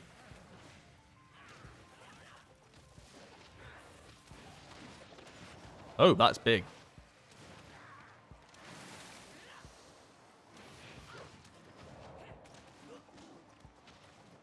One thing to also note about Crackling Jade Lightning is that you don't have to press it at 20 stacks, right? Like, optimally, 20 stacks are going to be the best, right? Like, obviously, that's when it caps out. That's when it will do its most damage. But you'll be in situations, right? My thinking is you'll have 5 targets. 5 targets is the optimum Crackling Jade Lightning amount. You'll get the most damage out of it. However, sometimes you kill a target faster than the others, or you kill like 2 targets faster than the others. You're down to 3. Suddenly, you've lost a lot of your Crackling Jade Lightning damage, even if you're at 20 stacks. Like, I'm going to do some like theory crafting on actual numbers for my video that I make on season 2 to like see like what the actual like difference is. But my thoughts are, if you can pop like Crackling Jade Lightning on your 5 targets at a lower number than 20, than popping 20 on like 3 targets, you're probably going to get more damage out. But I feel like you need to know the exact number for that, and I don't know that off the top of my head. But I've been thinking about that a bit as well. So obviously you want the most value out of Crackling Jade Lightning. And obviously you need more targets to do that. 5 targets is the sweet spot, because that's how many it bounces to, like the initial target and then 4 others. So if you've got 1 target that you're missing, suddenly like you lose a lot of damage. Like if I'd Crackling Jade Lightning just before I did then and hit 3 of them rather than 2, I'd have got that extra target damage. Great explanation, actually. That kind of worked out good. Oh, I was in that one, I admit to. I saw a talent. You don't play with Strike of the Windlord. I used it in season 1. I am struggling to read this whilst I try to do a boss. How did you die? You get a lot of debuff on the target from spinning crane kick. Oh, right. Are you talking about Mark of the Crane? I imagine you're talking about Mark of the Crane, right? So Mark of the Crane was how Strike of the Windlord used to work. Well. Huh? Hello? So Mark of the Crane. Mark of the Crane is how on live right now, oh my god, Strike of the Windlord, spinning crane kick works, right? So with spinning crane kick, you can stack it up to 5 times, and each time it does 20% additional damage, if I'm not incorrect. So you can get up to 100%. Maybe it's 25, but basically each stack you get from hitting a different target with either Rising Sun Kick, Blackout Kick. I think there's another ability you can hit with as well. It might just be those 2. Or Tiger Palm, actually. Yeah, I don't... Either of those, basically, you gain a stack. What you could do to manipulate it on live is you could use Rushing Jade Wind, the talent that basically make it every time you strike the Windlord and hit a target. You would get those stacks as well. So you can basically just strike the Windlord and negate having to focus on tab targeting. Like, tab targeting used to be how you had to get those stacks outside of Storm, Earth, and Fire windows. That's not a thing anymore. There's no longer... Mark of the Crane doesn't exist. Your strike of the Windlord, your spinning crane kick will always do 80% damage compared to what it does on live right now. So what does that mean? It means that spinning crane kick does 80% more damage than it does on single target than it does on live, which means spinning crane kick is really strong in single target boss fights in raid. It's so good that you take Dance of the Chiji now for every piece of content, and whenever that button glows for your free proc, you press it. I mean, you can let it stack to 2, obviously, but it's so strong that it's like one of the strongest single target abilities now, a Dance of the Chiji spinning crane kick. You wouldn't press it when it's not glowing, but like it absolutely hits like a truck because of the 80% buff. If this was like, I don't know if this was actually what Blizzard intended for it to do. They obviously wanted to make it more like consistent for AoE, but in doing that, they made it extremely strong in single target. It's a little bit weaker at like 5 targets now. I think by 20%, it's like 20% weaker. But overall, it's like a good buff. It means you don't have to worry about Mark of the Crane stacks anymore, which realistically, you didn't have to tab target. Like, there were very few situations where you did. But here, look at this damage breakdown, right? spinning crane kick, that single target, right, does more than rising sun kick. And it can do even more in like actual single target situations. Like if you go a full single target build. Like I've had spinning crane kick be my highest damage dealer. Like you only press it when you get procs, and you don't always get procs. But when you get procs, this button absolutely slaps in single target. It's not the best observation there, but you can see it does more than rising sun kick in single target. So that's I guess a good representation of it. But like it does absolutely clap now. You just need to be aware that you don't press it when it's not glowing, because it does no damage, like literally nothing. Unless you have absolutely nothing else to press, which is usually never the case. You will have other buttons to press. It slams. It's why, as well in single target now, you're going to take Revolving Whirl, where you used to take Knowledge of the Broken and stack up your Teaching of the Monasteries. It's now better to get a free dance of the 2G proc for spinning crane kick than it is to get Teaching of the Monastery stacked. So that's kind of cool. Door? What do you mean door? Why did you say door? Door question mark? What? What do you mean by this? How come you're Shadow Pan again? Because we didn't finish the dungeon that we just did. Basically, we did half, not even half. This is where someone went offline last time. Next dungeon I will go Conduit the Celestial. I tried mix and match between dungeons, but I don't really think the last dungeon counted because we were in it for 5 minutes. Also, because it's cool to, like, kind of show off and get a representation of how both work. Like, I think they're both going to be viable. Yeah. yeah. Also, Shadow Pan's a lot easier for me to talk with. It's another reason I like to do Shadow Pan when I play as well. On PTR streams. Like, I do play Conduit, and I play it a fair bit, but Shadow Pan's easier for me to just, like, turn my brain off and read chat. Although I'm doing a pretty awful job at reading chat today. I'm usually a lot better at answering questions. I promise. You silly monk. Eamon, what do you mean? Is that because I died? Don't release, you silly monk. That used to say something very different that I had to tone down when I started streaming. It didn't say don't release, you silly monk. I can tell you that. If you know, you know. Do you think they ignored Windwalker on last 2 tuning patches because it's already mid damage-wise? I think, like, I'm not concerned that they ignored Windwalker, right? It's better than them nerfing us. I think that they focused on us a hell of a lot at the start of the PTR cycle. So it's not like the end of the world that they haven't focused on us at the end. Oh god, I'm going to regret this. I can't do a full crackling. I think that they're focusing on other classes now, which is fine. The only downside is that, like, even though we're not getting, like, nerfed, as other classes get buffs and stuff, that kind of makes your class weaker, right? If that makes sense. Like, as, not, like, weaker compared to how it is, but weaker compared to other classes, and that's how players usually compare things, right? How am I doing against a enhancement shaman? How's Windwalker comparing up against the other, like, 20 DPS specs? As they get stronger, you kind of get weaker. So we got all of our, like, changes at the start. I'm not sure if we're going to see any tuning. I think Windwalker's in a decent spot. And I think as we're getting closer, we might get away with no more tuning. But obviously we could. Like, tomorrow they could be like, we think Conduit the Celestial's doing too much damage. Change it back to how it was. And you'll hear 1,000 Windwalkers scream, because that's how many Windwalker players there are in the world. All of them will collectively scream and go, no, please. You can... No, please. Don't make me play Shadow Pan for the entire season again. But yeah, I mean, I can't say for certain we're not going to get any more tuning. We're not going to get buffs or nerfs. Like, I don't know. I don't work there.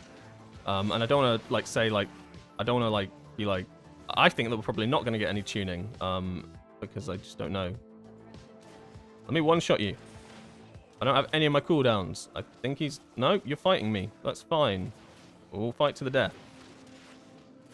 Okay, you lost. Good job. I'm going to say you let me win there. There wasn't much of a competition. I'd like to be optimistic, I think, in that... I'd like to hope that we're kind of going into Season 2 how we are right now. Because I think we're in a good state. I'm not a doomer when it comes to, like, Windwalker and stuff. Like, I'll doom maybe, like, halfway through a season if we're, like, bottom of the barrel and we're not getting any buffs or anything. But, like... I'm kind of a pretty positive person. I'm not going to doom on Windwalker because I think that you can play any spec better than, like, the best Windwalkers will play better than the, like, you know, the average of, like, I don't know, an enhanced shaman or something, right? Just because player over class usually is the case. And we're not Race to World first players. I mean, maybe one of you in the chat's a Race to World first raider. That's cool. But you know what I mean? Like, at that level, then it matters. But, like, at, like the general player level, it doesn't matter. Get back here. Yeah, take it. Watch me crackling Jade Lightning this guy. Whoa! Stop dancing on me. Stop dancing and perish. This is how you are meant to do this boss. I've run Theater of Pain a few times, and what happens is, like, people will actually full on fight. Oh no. What you are actually meant to do is just let one player kill you. Because you want to get out of that phase fast, and then you also get a damage buff for the player that wins the duel. So you usually let the better DPS of the two win. This is kind of bad, right? I might have to actually pop cooldowns here. I'm the only DPS up. Who do I fight then? You're not going to send me into the ring with a healer, are you? Oh no! I dodged it. No! I'm not having it. I died over here. If I die over here, I dodge the frontal, no? I'm not happy with these rolling deaths today. Like that one as well in the circle earlier. I don't know if it's an input thing, because I'm playing on 150 ping, right? I don't know if maybe to me I'm out of it, but in-game I'm not. Maybe that's the case, but on my screen I was not in that line. I'm sorry, Blizzard. I wasn't. Best Windwalker mostly have a team they play with all the time. Yeah, I think that's, you know, that sucks as well, right? Like, if you want to do high keys and stuff, you do kind of need a team that you play with. That is just the case of it. We're not just going a different path, are we? We're like, oh, this wing's too hard. Let's go the other wing. We'll do that. And it's also, I think it's hard to, as a Windwalker, to get into groups. Like, I've tried, like, I've used some Discord servers and stuff to try to join groups for M+. People see Windwalker and they're just like, no, absolutely not. Yeah, it's tough, I think. Unless you have like a guild and stuff that you can play with, but I mean, you can get into groups if you like if you play enough M+ and you get like a rep for yourself, sure. But not every player is in that 1% of Windwalkers. We're not all Dabnell, you know. We're not we're not all Mythic Plus gods. I'm not a Mythic Plus god by any means. I'm a raiding god, guys, not a Mythic Plus god. Get it right, guys. Get it right. All right, let's get this right. Yeah, if you have a group of people that you can play with, then, like, that's always the best as well, because, like, it's always fun to play with friends. I'm in that situation where I had, like, a bunch of friends that used to play this game, and then they all, stopped playing this game. Surprise, surprise. So that kind of, you did not. Yeah, so that's my situation. But then I have a guild that I play with, so I can do M+ with them and stuff, so. Meh. But usually I plug all my keys. I'm not like a massive Mythic Plus person. Like, I'll Mythic Plus for like some videos and stuff to show off Windwalker, but I'm by no means like a god Mythic Plus player. I definitely would say I'm more of a raider.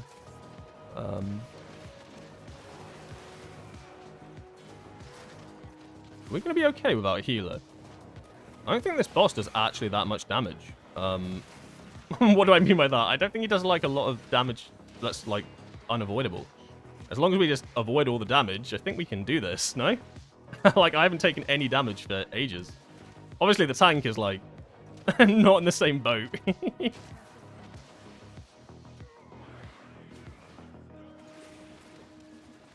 I'm not going to pop cooldowns here. I'm going to wait.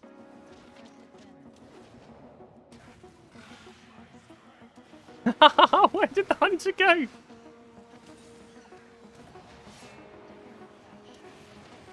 Alright, so this boss isn't actually that bad to do as to, but I did not pop cooldowns as I'm going to go down right. This Warlock's getting it. Come here. Yeah. This is a fair fight. He's fighting back. Anyone that says he isn't, you're lying. This guy... Oh, I should have touched death them. That would have been insult to injury. We have an oppressive banner up. This is not good. Oh!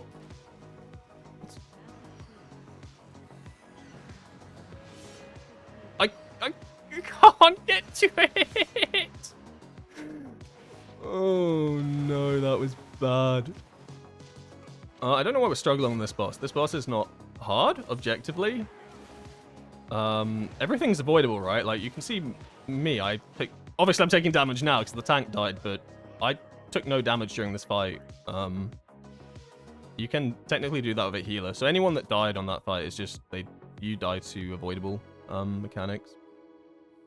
I guess we go again. I love frogging dungeons. No, it's not that bad. It's not that bad. I'm milking it a bit. I miss Serenity. I miss Serenity 2 Nils. I think Conduit the Celestial is very similar to Serenity, right? So similar that they both, I'm pretty sure they used assets from Serenity in that, you know, whenever you played Serenity and you would die just after popping Serenity, and then the cooldown wouldn't reset itself on a raid boss. Exact same thing happens with Conduit the Celestial. It's so annoying. And it makes me think that they've literally, like, stolen this, like, because they fixed that on a few things. But Conduit has the exact same thing. Why? If it's a brand new ability, would it have that exact same feature? Like, they're very similar in how they operate. They're both, like, big cooldown windows, right? Serenity was very bursty. I was a big fan of Serenity. A lot of people didn't like it, which surprised me.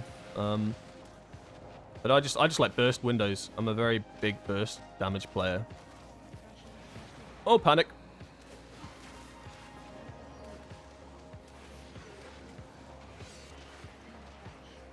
I'm dead. Oh, I'm dead. I'm such an idiot. I need to keybind. Oh. I'm not going to explain my mistakes. I'm an idiot sandwich, but I will explain. Actually, no, I'm allowed excuses. It's because this is meant to be 2, but I changed it to shift 2 on the PTR, so I wouldn't. Yeah, don't worry about it. I'm an idiot. I should have dodged it. I died so I can read chat, guys. You want your answers questioned?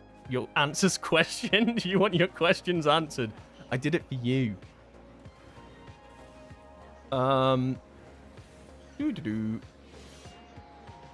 You do decent damage, but barely enough to compete with Mesa, and then again, you don't bring anything else to the table.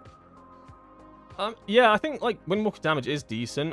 It depends what you class as bringing things to the table, right? Like, we don't bring any real impactful buffs. Like, we don't bring, like, what's it called now? Sky Fury? Or we don't bring, like, a PI.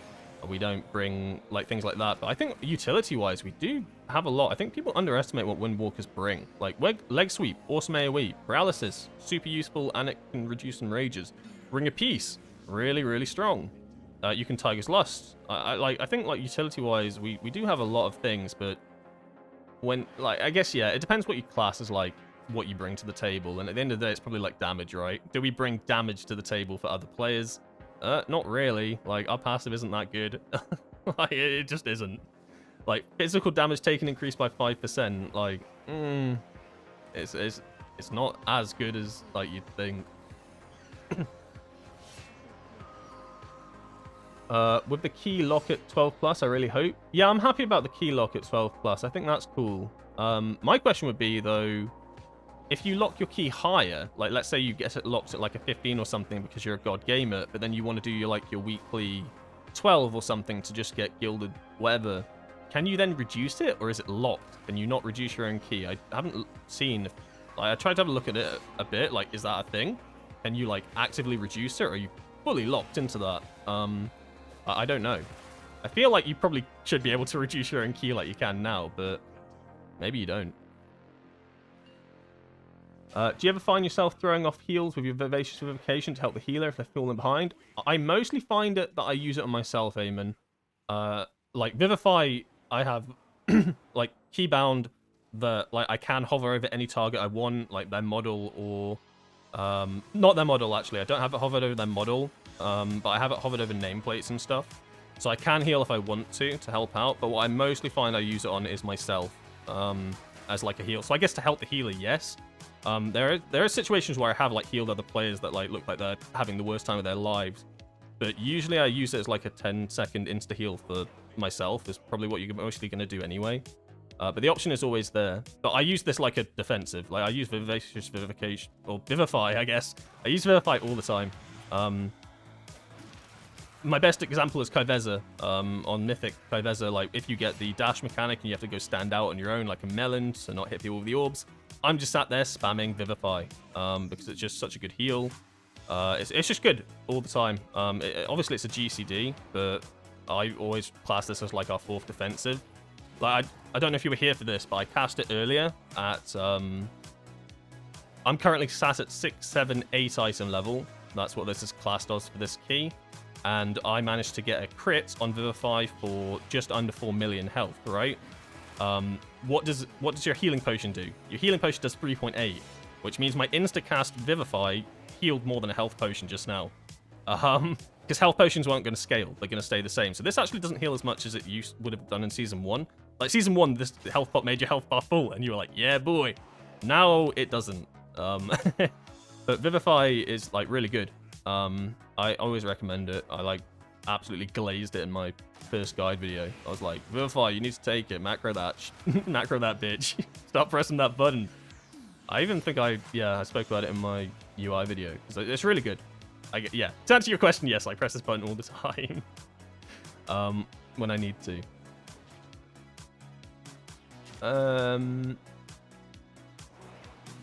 Won't carry to high keys, especially if Mistweaver is meta. Yeah, Mistweaver is looking like it's going to be meta, isn't it?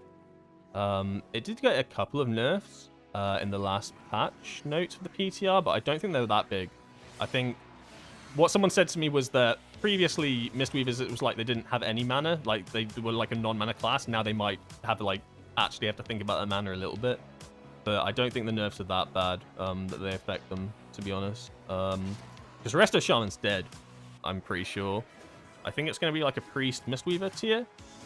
And then although, like, I don't know, people always think about class buffs and stuff. So they're like, oh, I'll bring a Mist... I'm not talking Race to World first here. Like, at that point, then yes, like, raid buffs, like, absolutely matter.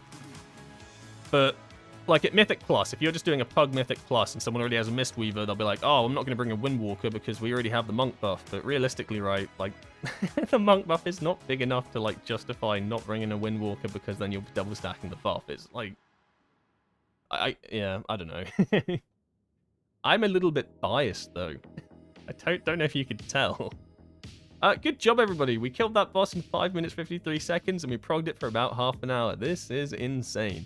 I did get to actually look through some of your chat, though, so that was cool. I do like downtime like that. Not that I die on purpose. But it is fun to actually read some of your messages.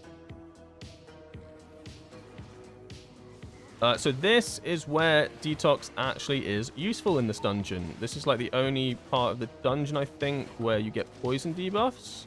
I might be wrong, actually. You might get it in one of the other wings as well.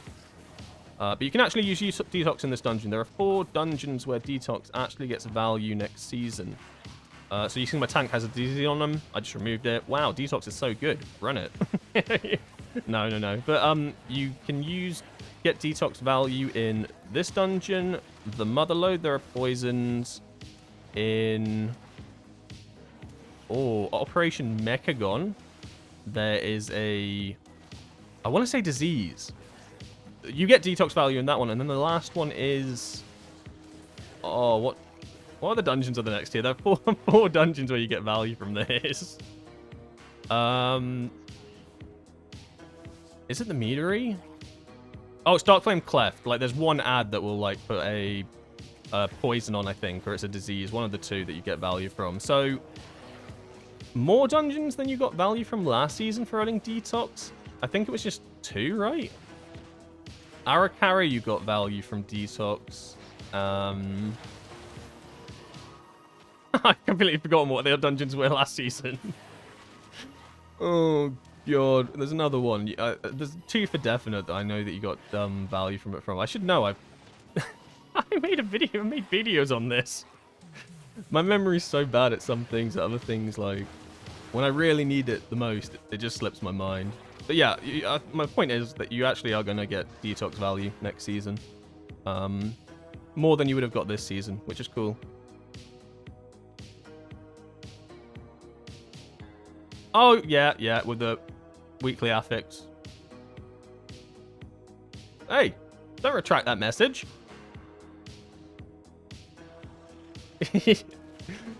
Don't have shame in your message. You 100% do get value from detox from the affix. And that affix is coming into season 2. You can also not vivify, you can also diffuse magic that affix. But I think affixes like that are going to be a lot, like, less seen next season. Why do I say that? Well, because the keystones are kind of going up, right? Like, 12s are going to be a lot more accessible. Like, that's the point. That's why they've done this massive, like, health nerf to every single dungeon, and they've done loads of nerfs to everything, and also we're scaling up and whatnot. So, like, low-key, you're going to not have those, like, bargains. Bargains, that's what I'm talking about. Like, once you get to 12s, which is going to be a lot quicker than you did this season, you're no longer going to get bargains. So it's like, it feels like they've added these cool bargain affixes, and then you're not even going to really see them. Eventually you just surpass them, and you're not going to see them anymore. It's like, well, why even add them? Or, like, not keep them past a 12 or whatnot. It just seems a little bit of a waste. Because they've added new ones as well. They've added 2 new ones, I'm pretty sure, as well. It's like, what? Why? What are we doing here?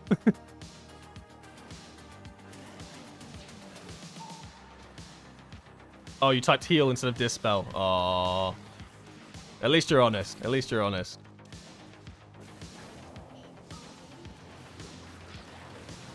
Am I actually going to see another boss in this dungeon? I feel like all I've seen is the arena one. I know it like the back of my hand now. Damage is on the lower side. Probably because I died for half an hour. That's okay.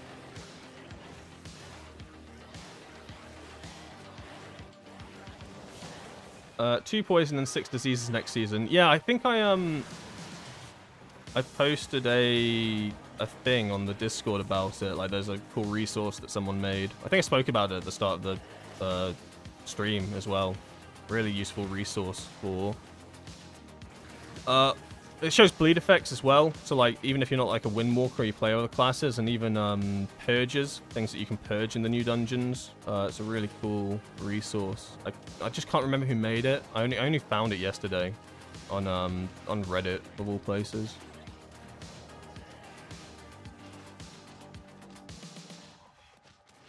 Oh, come on, beastie. Why am I taking so much damage in this room?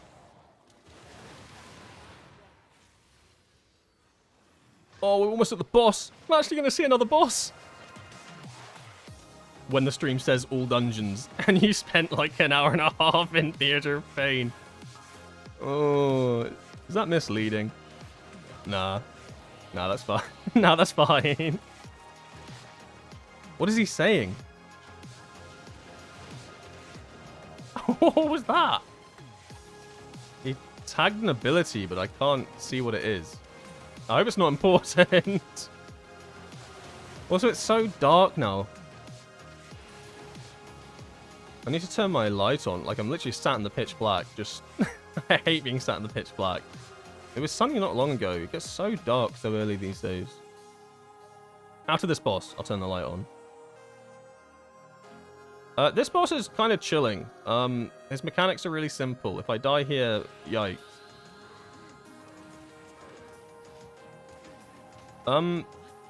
Yeah, I think he's like the only boss they haven't changed anything for this dungeon, like from the original Shadowlands.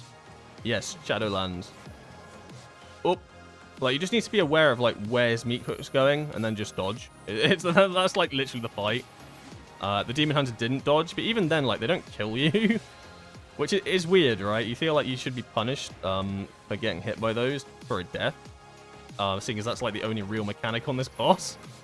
I haven't tested if you die to Tenderizing Smash. I don't think I want to test that out. I'm going to say yes. Whoop! He got hit again! No, stop it. You're not allowed to get insta-hit. But, like, this is literally a patchwork fight. Probably the easiest boss in the entire dungeon. He does... Oh, no! I wasn't looking! That's alright. I used my peripheral vision to work out how to dodge that.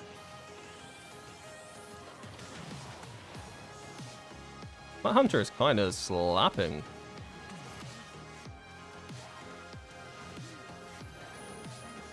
Oh. So I guess the main mechanic of this fight is like the thing that's gonna catch people out is the ooze on the floor. But like even then it's despawns. Like I thought it was gonna be more like an aerial denial fight. The ooze will stay the entire time. It's like, uh-oh, you're going to run out of time on this boss if you're here for too long. No.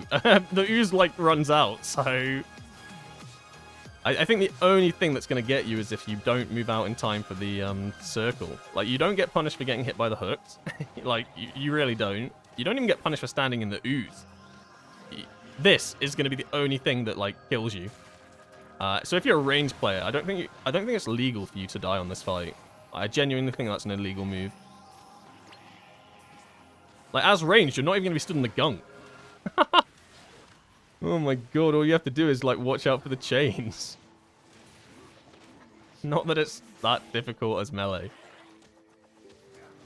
Just look behind you once every, like, 30 seconds or so. Oh! I didn't almost get hit. You almost got hit. So, are we as Windwalker monks going to be invited this season, or are we keeping Avoid Me Aura? We're probably keeping Avoid Me Aura. Not because we're bad, right? Like, I think we're in a better position than we were last season. Like, damage-wise feels better. We have viable, like, 2 viable builds going in. Things, like, feel better on Windwalker, right? Quality of life-wise. Like, it feels nice. But I just think that other specs are going to be better for Mythic Plus. So it's going to be, like, another season of people have, like... As well as that, you've got to remember that people have seen Windwalker Monk in, like, the state they are in now, where they're not as good as other classes. So going into next season, they're already going to think, like, in their heads, Windwalker Monk, well, I didn't invite them last season, why would I do it this season? Like, it's already ingrained. Like, I was kind of talking about it earlier, it's, like, very difficult to, like, once you've been out of the meta, in quotation marks, once you've been out of the meta, it's very hard to, like, to get the public, like, perception to be like, oh, these are actually good now. You know what I mean?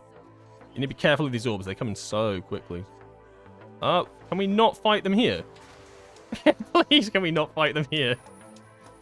Oh, no, we should run. What? Okay, this is so cursed. I guess we're fighting them in this room.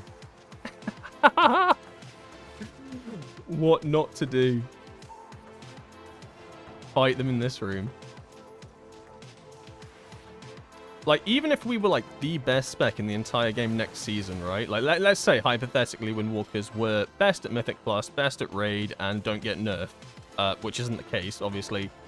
I still think you wouldn't get invited to groups for, like, months. Because I don't think... Because people would be, like, so used to Windwalkers not being invited, it would still take time for them to adjust and actually come to terms with them being good. Does that make sense? Like, it can take a while for, like, people's perception of things to actually change. So, like, I think Resto Shamans will still see a fair bit of play by the players that play them, because they were picked for everything last season. Even though they're not going to be the best healers next season as it like stands now, I still think they'll, like, get into loads of groups. Because people are so used to inviting the blue healer that they'll just keep doing it. Until they see that blue healer's healing, and they're like, oh, wait a second, hold up. Hold up. Wait a second. I think that makes sense. It makes sense to me. The people are just hungry for the meta. I mean, they are. But, like, that's the issue with meta, right? Like, you'd be lying if you said that you in your group, you wouldn't invite a class that's meta over a class that isn't meta. Like, you would, wouldn't you? Like, I make my own groups, right? And I do invite non-meta classes, but if I see a meta class that signs up, I'm probably more likely to accept it. Because I know that even if the player's not as good, they're still good for the content. Does that make sense? Like, it's just ingrained. Like, it's ingrained in your mind to be more likely to accept those classes. Which kind of sucked. But it is what it is. I'm not going to lie to you. Like, if I see a Resto Shaman and let's say a Druid, a Resto Druid sign up to my group, I will more likely invite the Resto Shaman because I know that they're just better. It just is what it is. Maybe you don't do that, but I bet you somewhat do. I bet you do. Who is removing these shields? That is really OP. I imagine it's a Blood Elf? Blood Elves do that, don't they? They can remove shield buffs. Oh lord, this hurts a lot more than it did last time.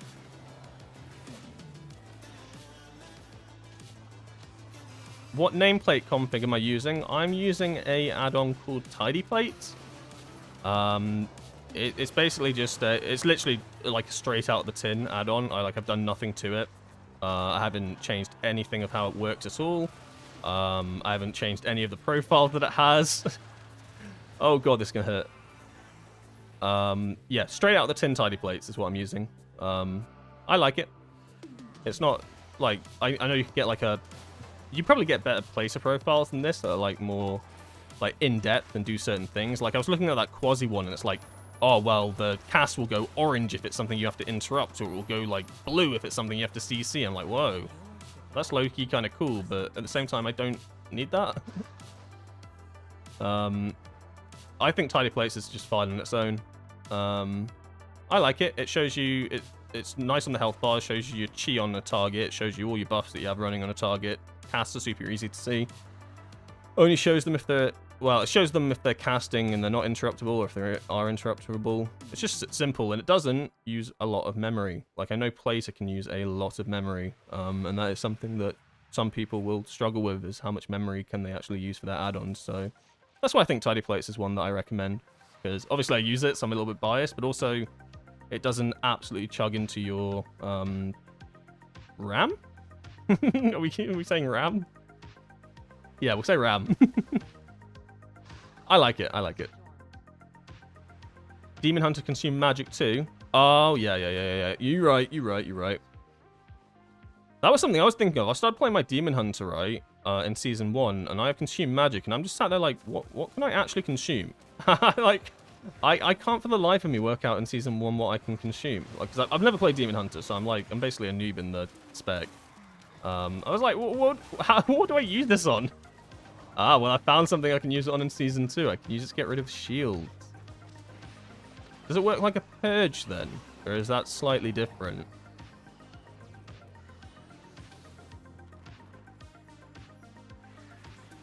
You got Mad talking about Belial, talking about Demon Hunter as a forgotten class that's finally getting buffed, and all the graphs he was showing. There was Windwalker in even worse state, and not a word about it.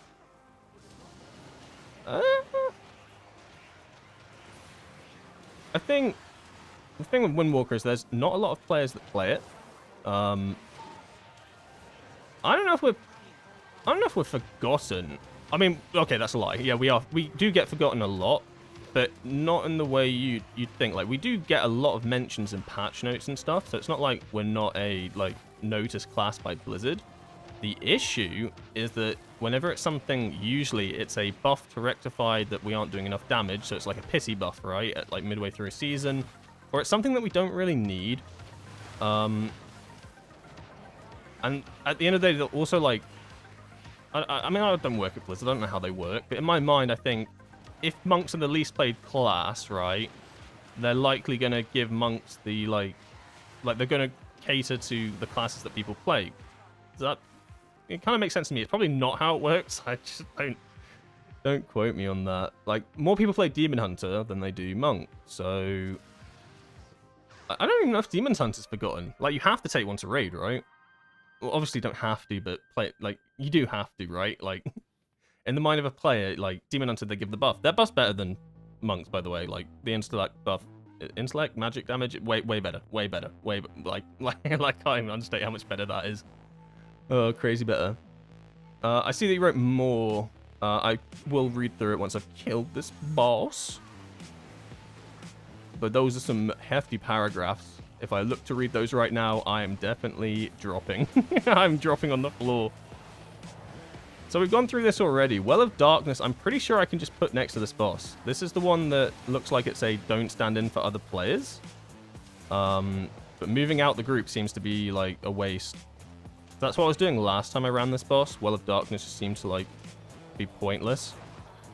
To move out. Like, it doesn't leave anything on the floor. But Well of... Oh, this is Oh, it's Wall of Darkness again. So you get 2 Wall of Darkness. So my point is, like, just stand here and, you know, hit. Maybe you'll mess up other melees, but, like, they just have to move. Get over it. The thing that you have to stack for is coming up, and I'm actually saving my Crackling Jade Lightning for this, because you're going to get so much value. You all need to stack. That player's not stacked. That's okay. You get these little, like, minions, and they're going to run towards the boss. And you can pad on these. But yeah, if these touch the boss, it's pretty much a wipe. Oh, that was a good save. I was about to ring a piece that, actually. And there's a boss frontal. I think this boss is kind of chill. Like, it looks scarier than it is. Like, you just need to constantly move in the direction the orb's chasing you around. I'm not 100% sure if that orb one-shots you, but I'm going to be honest, guys. I don't want to find out. I don't really want to find out if it one-shots you. Also the frontal. I don't really want to find out if the frontal one-shots you as well. I'm going to go on the assumption that, yes, they probably will just one-shot you. But you're just running around this boss. It's pretty simple. And then I'm saving my Crackling Jade Lightnings each time for when we do the big group up. Because there's so much value. So much value from that.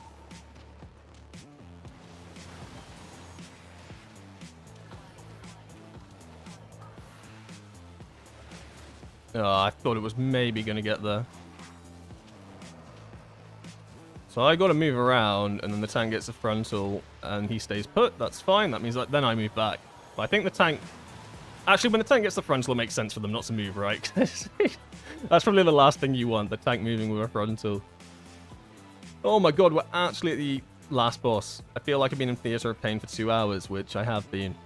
Not the same run, though. If anyone's just tuned in, I promise I haven't been progging this for 2 hours. You can see the timer. Only 48 minutes. We've had a lot of situations where players have just left. It happens a lot on the PTR. It is very frustrating. People will just... If people are not happy with how the dungeon's going, like, you die once or something, they will just leave. It's worse than on live. Genuinely is. Because there's no consequences to the actions. At least on live, you can... I don't know, report them. Not that it will do anything, but it can make you feel better. You think they're going to read my reports on the PCR? Oh, they hackers. Thank you for subscribing. Chow? Chow de Castro? I don't think that's Chow, but I'm going to say it. It's better than me saying Ko. Oh, God. That's so butchered.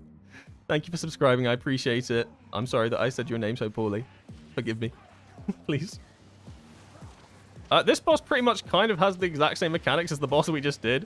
It has one big mechanic where you all got to group up loosely. Bear in mind you have a massive circle around you.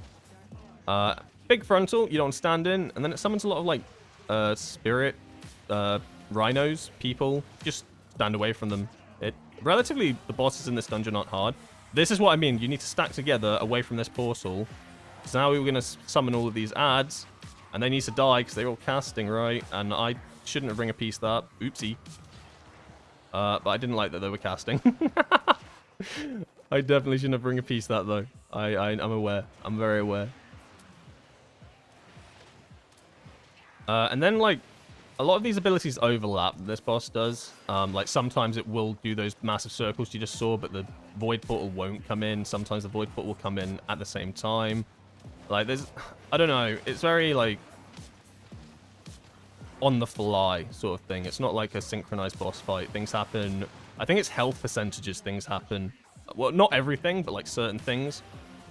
For instance, when all these like spirits spawn it. Oh my god, what was I hit by? Are you trying to tell me I was in front of that boss? Because I wasn't. I was not. Blizzard, you're starting to like test me. You are testing me today. It felt like I was hit by a boss frontal there. Ow.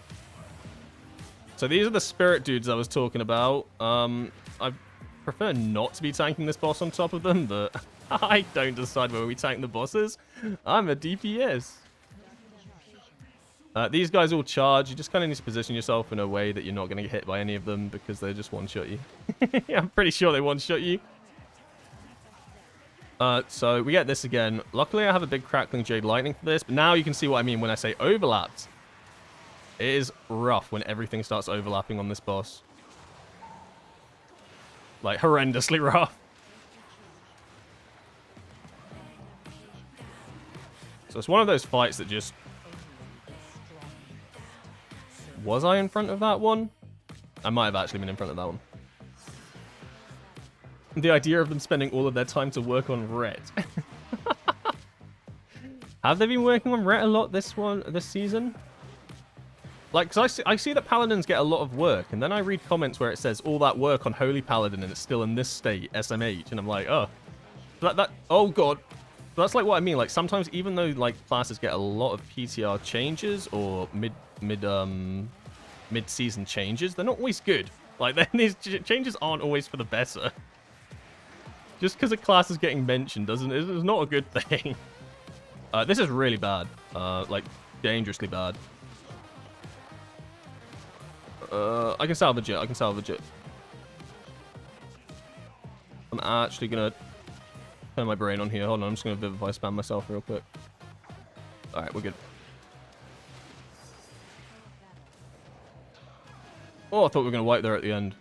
And that's how you don't do Theater of Pain. I'm glad you watched this this stream. So I could teach you how to not do a Theater of Pain. That guy just insta-left. Absolutely just... Nope, I'm gone.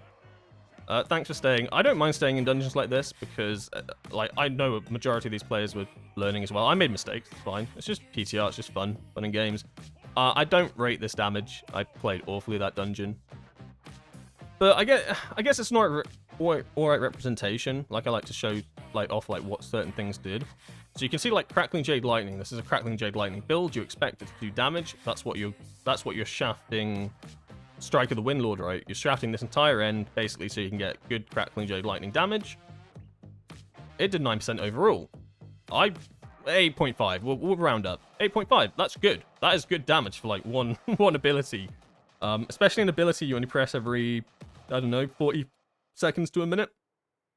You can see how little Rising Sun Kick actually does now. I mean, it never really did that much in AoE anyway, but, like, it's just...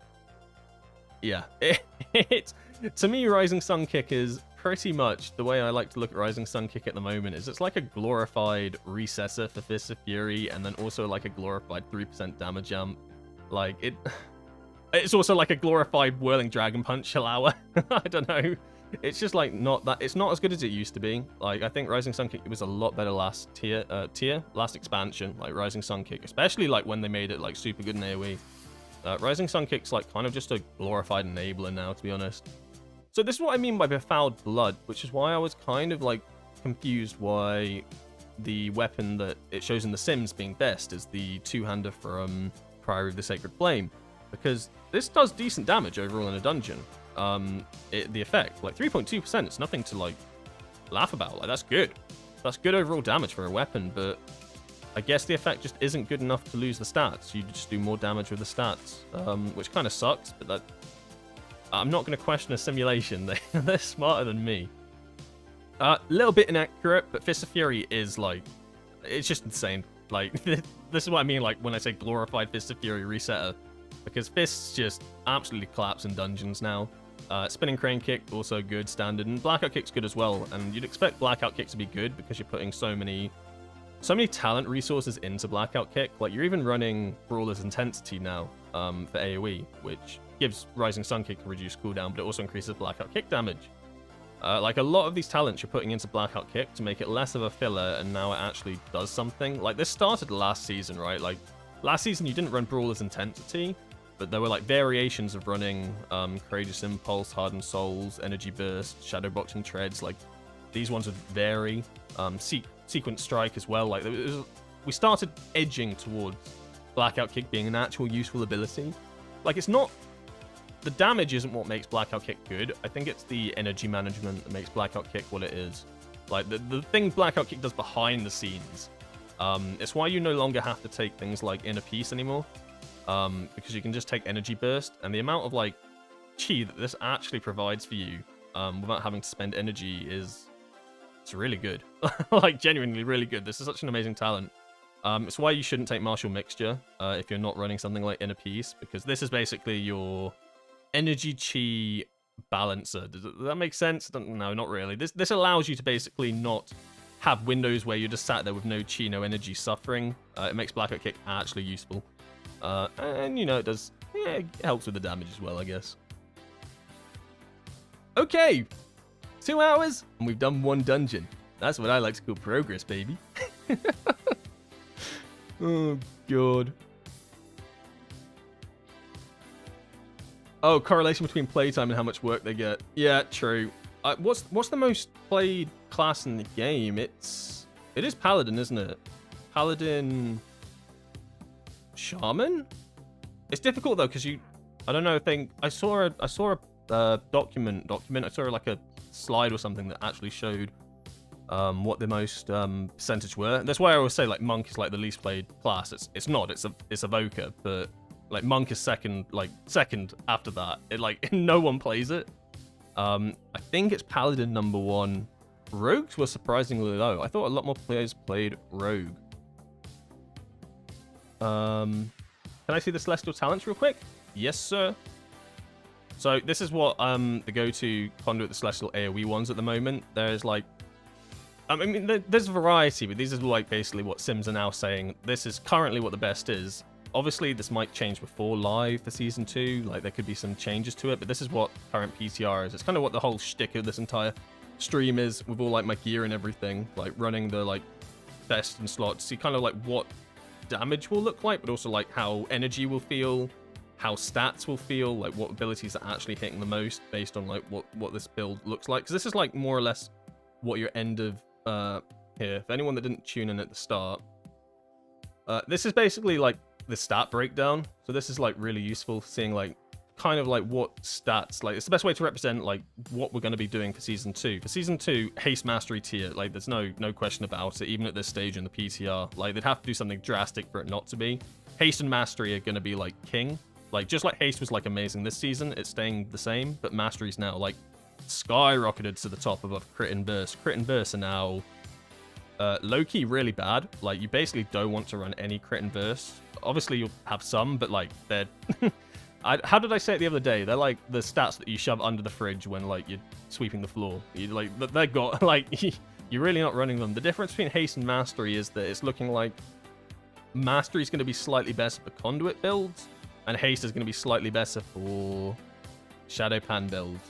So you're going to what I think is going to happen is you'll have like 2 gear sets, but it'll be like 1 or 2 pieces of gear that you switch in and out between the 2. One that has maybe more haste, one that has maybe more mastery, but they're pretty on par with each other.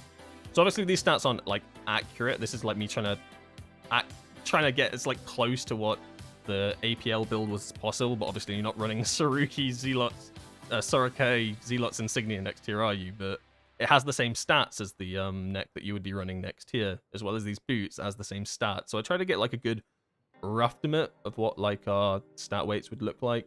So something like this, like ballpark like this, right? But then you would do the shift between these two based on what build you're going.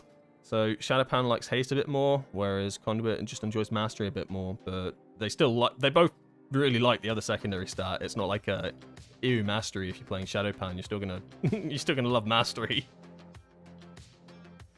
Verse low is wild. What world do we live in? We live in the best world, Brendan. I don't know if you were there for Dragonflight or any other tier before that, but Verse crit sucks. Like, you scale so badly into, like, the end of the expansion. It's so bad that I remember the best, like, top damage dealer pretty much for Season 2 of Dragonflight was the Beacon of the Beyond, right? If that crit on a pull, you'd be, like, so happy. You'd be like, yes, here I go. I'm going to get my rank 1 log now. Like, Beacon of the Beyond was like your trump card, and it did like, it was like 3rd or 4th top DPS on your bars. Like that felt so bad. It got to a point where you were running 0% haste. Like genuinely, I had 0% haste in Dragonflight, and like that means cooldowns are as long as they can be, you know, casts are as long as they can be. And we're a channeling spec, right? For a melee spec, we channel a hell of a lot. We channel Spinning Crane Kick, we channel Fists of Fury, we channel Crackling Jade Lightning. Like a lot of the time we're channeling. So to actually have haste be good is really nice, because it means that you're not sat for 5 seconds in your Fist of Fury animation anymore. It's more like 3 seconds, but you know what I mean. it's not as bad.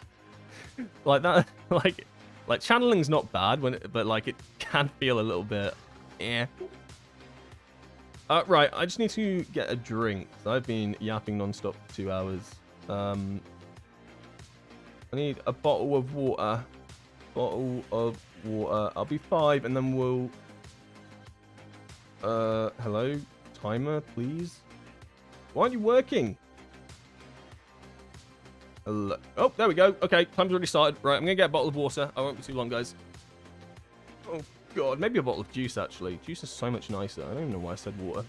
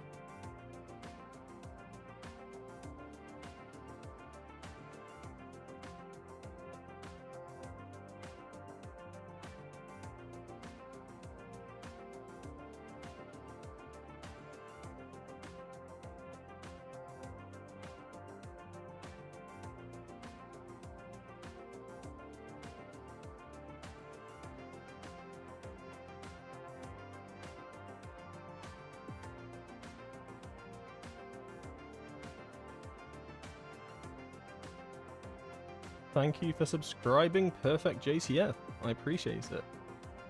I'm back, baby! Let's get some more keys done, shall we? I think I can probably just join groups, right? Like, usually I tend to have to make my own keys, but it seems like everybody's playing this Saturday, which is kind of crazy. No one's ever playing on the PTR. I guess because all the dungeons are out, people are like, oh, damn. Now I've got to actually do some PTR testing.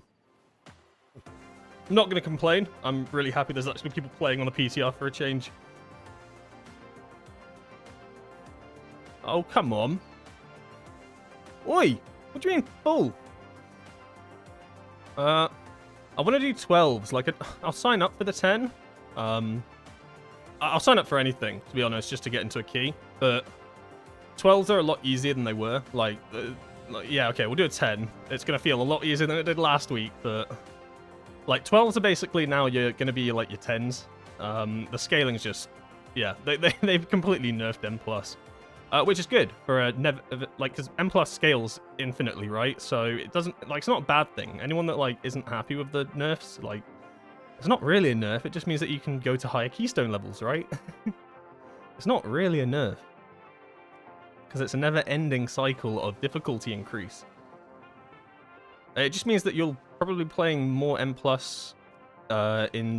like, without the bargain affixes. So they drop off at 12, so if 12s are going to be more, like, viable to players to actually do, you're probably going to see a lot less bargain affix dungeons. Which, I mean, I've spoken about it a bit. I don't really like that.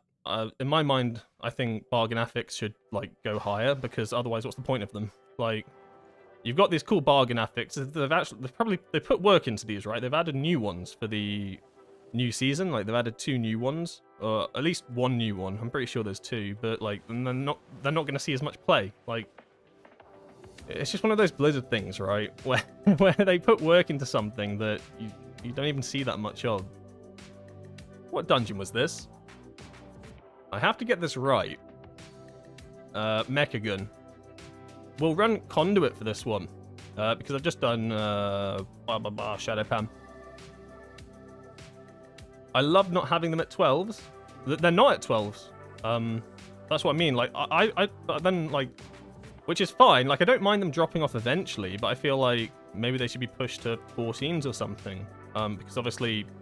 As dungeon scaling, like, the dungeons, you'll be doing higher keystones, because the highest keystones are technically the same level as what the lower ones were this season, if that makes sense. But it's like, well, why put all this work into these bargains if, like, you're just gonna not barely see them? You'll see them, like, week 1, week 2, and then suddenly you're doing 12s instead of 10s, and you're never gonna see them again. And it's like, I don't know. I kind of like the bargain affixes. Some of them suck. Like, don't get me wrong. Like, the orb one, where the orbs, like, fly into bosses and ads and stuff, that one is beyond awful and should never have been brought into this game because it sucks. Like, you ever do miss a turn of scythe on the last boss and you're trying to stop those orbs going in? Good luck. You're not stopping those orbs going in, right?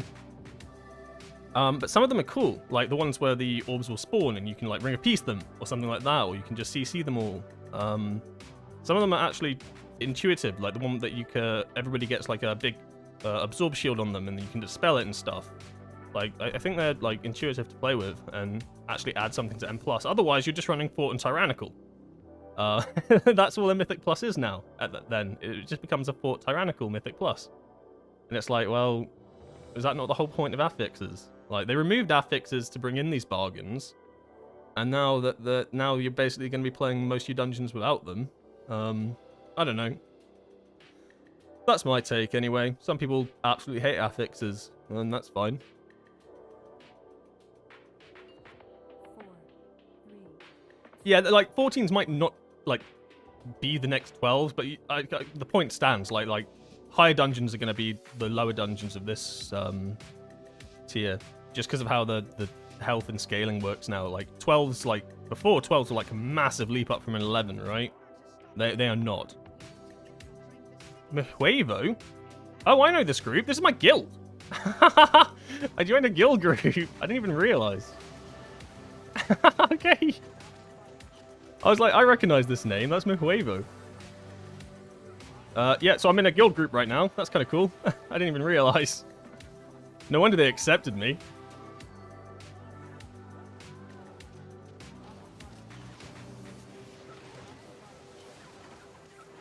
I don't... This is, like, my least favorite part of Operation Mechagun, is this first room and this first boss. I think there's too much going on in this boss fight. Like, what killed me there? I have no idea. Like, there's so much going on in this room, and in the boss fight, I feel like there's too many mechanics. You've got these swords, you've got bombs, you've got the bosses doing crazy things. Like, okay, okay. Also, I don't think you can pull this entire room anymore. This used to be how you could do it on, in BFA. You used to be able to pull this entire room. Yeah, as the tank just said, okay, we don't do that. You can't do that anymore. You can't pull this entire room. Like, someone told me that, like, because I didn't really play BFA, but you could cheese this, like, first room. You could literally just nuke everything. Not so much the case anymore. You do have to actually do these packs a little bit more carefully. Oh, God. Detonates are not allowed to go off. I mean, I'm sure at some point you will be able to fill this entire room. But you've got to be careful of so many things. Like, if you stand in the middle of the room there, I'm dead. You have to try and play on the outskirts of this room. But I'll go over the boss in a second and why I hate it. Oh, look. See the affix. See? Affix spawns. You ring a piece it. Everything's gone. Wow, amazing. But suddenly you're not going to see that as much because affixes... Oh, my God. I'm such a dum-dum. I need to stop talking. I say I need to stop talking, but that's kind of the whole point of streaming, right? You talk a little bit. But when I talk, I just lose complete focus of what I'm doing. I'm a great streamer. Oh, no. It's funny because if you get to a point where people are doing 20s again, you just get rewards at 10. Yeah, that's the weird thing about M+, isn't it? That, like, it's infinitely scaled, but rewards stop at, like, a certain number. The healer just got one shot. Oh, my God. There's no way.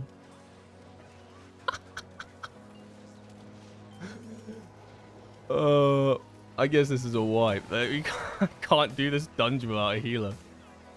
He just stood next to the boss and got one D. There's a CR on him. I think a tank died. Swipe it.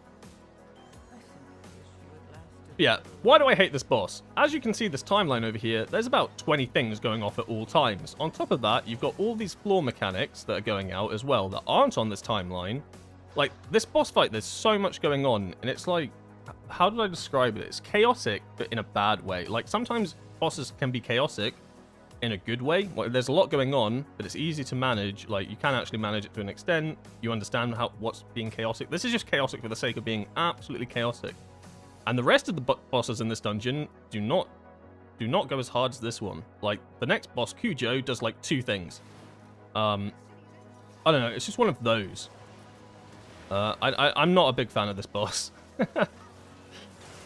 I really hate Foe Flipper as well. It knocks you back, and it's just really annoying. Bosses need to die at the same time. Sucks. And you constantly have to bring this big guy over to these hammers. Otherwise, he has a constant damage reduction on him. Like, the swords don't just come down. They go across as well. There's just... it's just so much micromanaging. And it's not fun micromanaging. It's, yeah, I don't know. This is one of the bosses I thought they would nerf, like, significantly. They have not. They, like, genuinely have not. So you can see he's got the shield on him now. Okay. I just got hit by something I didn't even see. Sure. I can see this dungeon causing a lot of groups to, what's the word? Leave. The only saving grace for this is that they put it at the start of the dungeon. Thank you, Blizzard. At least you have, like, the foresight to put this horrendous boss at the start of the dungeon. That way, at least when everybody leaves my group, I haven't spent half an hour in it. Oh, it's just, actually, it's chaotic evil. Like, there's bombs as well you need to be aware of on the floor. And you've got double bosses, right? So they're stacked up on top of each other. So sometimes it's really hard to see what mechanic is right underneath your feet. I don't know. I've complained a little bit about this boss. I'll stop complaining about it. But that's my personal opinion. Like, most dungeon bosses in this new season, I don't mind. I like a lot of the fights.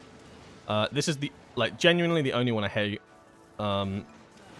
It's just, yeah, it's not fun, in my opinion. Like, and I usually don't complain about much. This is, like, the only thing I just absolutely despise. The rest of this dungeon I really like. I don't know if it's just that situation, though, where you've been doing Season 1 for so long that all of this is now fresh, so these are good dungeons, but I really like the dungeons from this season. I guess it's a see how I feel. Okay, I'm just getting... Oh, okay, like, what? Like, what? What are you doing there? I got knocked into the air. Like, what? What? And then he pummeled me mid-air. Like, what do you do about that? Just take it, I guess? He pummels the target, inflicting physical damage to all enemies. Like, but I'm airborne. It can't survive it.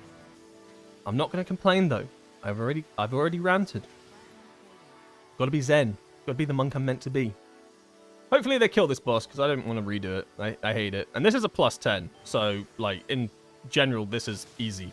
Like this is like genuinely easy boss content. This is, yeah. Have fun on this on live, guys. Like you're gonna lose your minds. I really like Kuyo. Kujo's fun. Pretty simple boss fight. The Machinist Garden's like chaotic like this. Like there's a lot going on, but it's chaotic where it's fun. You can actually do it. There's method to the madness, and it's like a constant like rotation cycle. This is just chaotic for the sake of being chaotic. And King Mechagon's also a cool fight. Trash in this dungeon's also kind of in a weird place for Windwalker. Like, there's a lot of trash packs that are, like, singular or just 2 packs, and then there's a lot of trash packs that are, like, massive. And it's, like, kind of awkward, I find, Celestial Conduit, because you don't want to be popping, like, all your big burst on the 2-pack, but then how long can you save all your burst for it to actually be reasonable to save it to then use on the big pack? So, out of all the dungeons, I'd say this is the most awkward one for Celestial Conduit, just from testing. I much prefer playing Shadowpan in this dungeon. Like, something like Theatre of Pain, Conduit the Celestial, like, mwah, chef's kiss. It, like, just works really nicely. Motherload as well. I think there's, like, big trash pulls all the time. They work nicely. Like, for instance, here, you have a waste processing unit. Do you pull this on its own? Do you pull it into the pack? You've got metal gunk over here. You can see 2-pack here, massive pack over here. You bring it all together into this corridor, which looks like we're going to do, and things get really risky, because you've got 2 of these waste processing units, and, like, there's a lot going on. But we'll make it work. Oh! Oh, we're blasting off. But I'm taking so much damage. Where did everything go? It's just dead. Okay.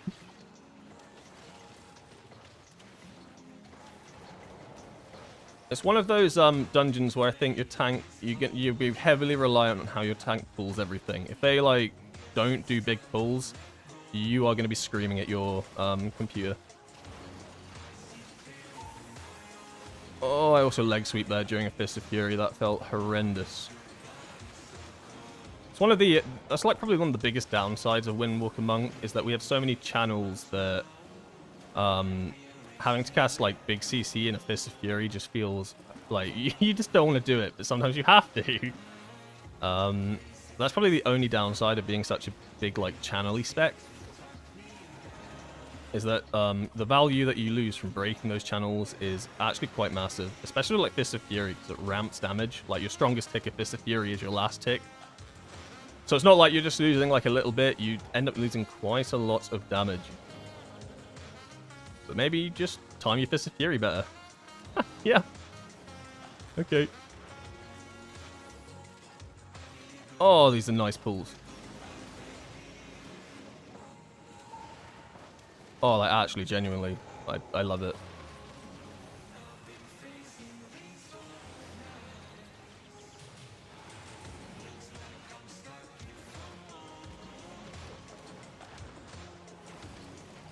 When you get big packs like this, it is just... It feels so good. Especially, like, just the triple cooldown window. It feels amazing. Like, Conduit definitely feels nicer than Shadowpan. Like, the damage is about the same, right? They're very competitive with each other, but, like, Conduit is just so much more satisfying. If you're into satisfying gameplay, like the damage numbers are just insane in the burst. But, like, outside of this, when I have no burst now... Well, I say that. I do have burst because of Heart of the Jade and Strike of the Windlord, but when you don't have your big burst, you definitely notice it. You go from, like, doing 6 million damage to 3 million damage. Like, you get, like, massively restricted. Whereas Conduit, you're probably doing a solid, like, 5 million damage the whole way through. Conduit, Shadowpan. Sometimes words are hard. I was not watching, but did you layer Transcendence before? For which bit? I did... Oh, you mean for the knock-up? Yes, so on previous there is actually a reason I didn't Transcendence there, and that's because I've done this boss before. I laid a Transcendence down previously on, like, another run of this dungeon for when he knocked me up. I came straight back down, and I got one-shot by whatever was on the floor. So I'm not sure if that's just my fault for the positioning of the Transcendence. But you definitely should Transcendence there, but you have to be careful about where you put it. So if you come down too fast, you just get one-shot by whatever's left on the floor from the knock-up, or like another player's circle. So you definitely, yes, you should Transcendence that. I didn't because I have PTSD from doing it before. But yeah, it's definitely a Transcendence angle for that.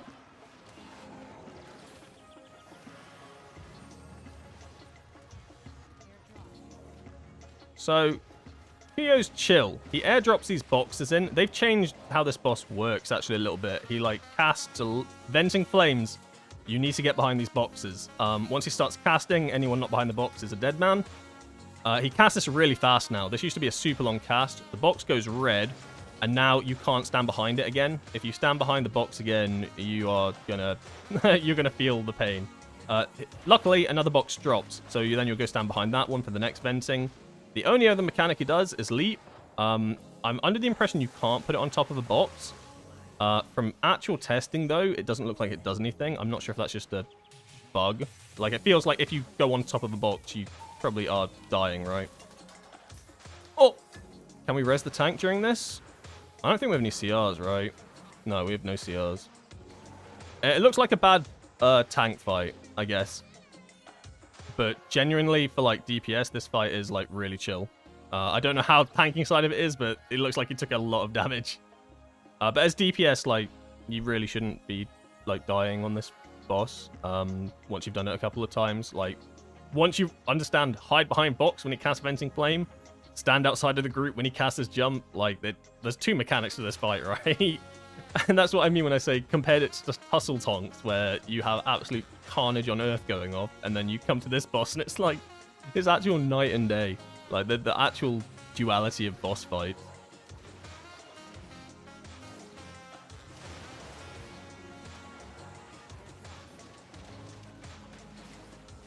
Ow.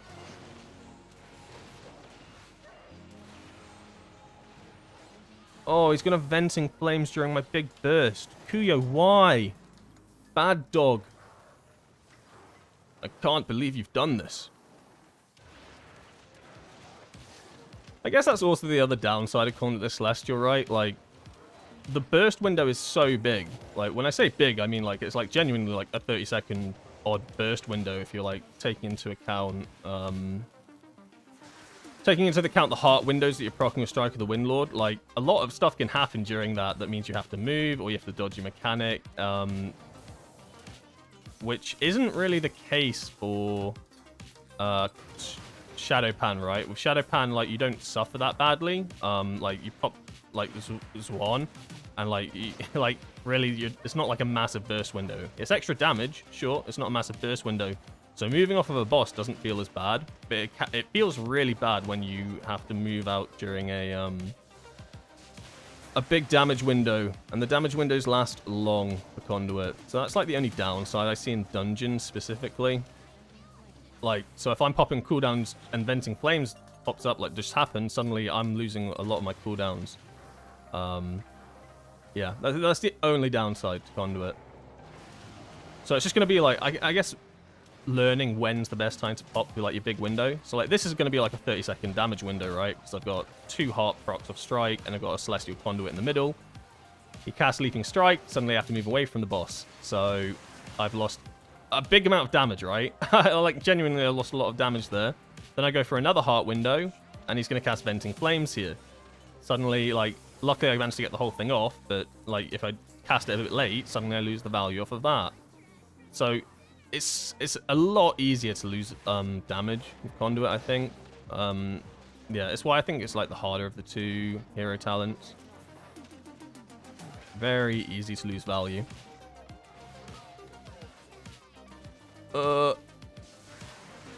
Okay, yes, I tested that, right? Okay, so previously, that isn't how that worked. If you had a circle over one of the boxes, it wouldn't have enlarged, and it was a bug, because I just did it then, for science, You cannot have your big red circle go over those boxes, otherwise it's a wipe. Any player, like, activates that, and you'll just wipe on the next one. So that's cool. That's some learning. We've learned something today. Do not put big circle on top of box if you want to do the boss. But otherwise, yeah. That's about it. Kuya's vibing. Did I evoke? What is this evoke? How did he cheese that? What? I'm playing the wrong class. I just had to do this entire walk. He just jumps up. Okay. I do break Celestial Channel before it ends. The issue is that I'm playing on input lag 150, so the best time to proc it before is just before the cast ends. The issue I have is that I proc it just before the cast ends, and it doesn't always, like, trigger. Yeah, no worries. I do know the interaction. I wrote the guide on it. But no, yeah, I know, definitely know how to, about procking Conduit. Only because it's a bug, though. You wouldn't actually have to do this if it wasn't a bug. A little bit annoying on that end of things. The Giga Wallop, we don't want that going through. When you see them cast Giga Wallop and you go, that doesn't sound like a good ability to do. Not to mention the eternal fun I'm going to have on this treadmill. It's not so bad on mobile classes, but I can imagine people like priests have it like ripping their hair out on that. Oh. It's a very gimmicky dungeon. Like, that's not the only, like, gimmicky part of the dungeon. Like, there's a part coming up after this where you got to, like, stealthily run past some bots, and if they find you, back to the start you go. And your group's gonna scream at you because you're the only player that failed it 4 times in a row.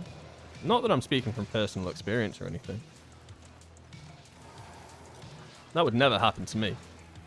Definitely didn't happen on my first run of this dungeon.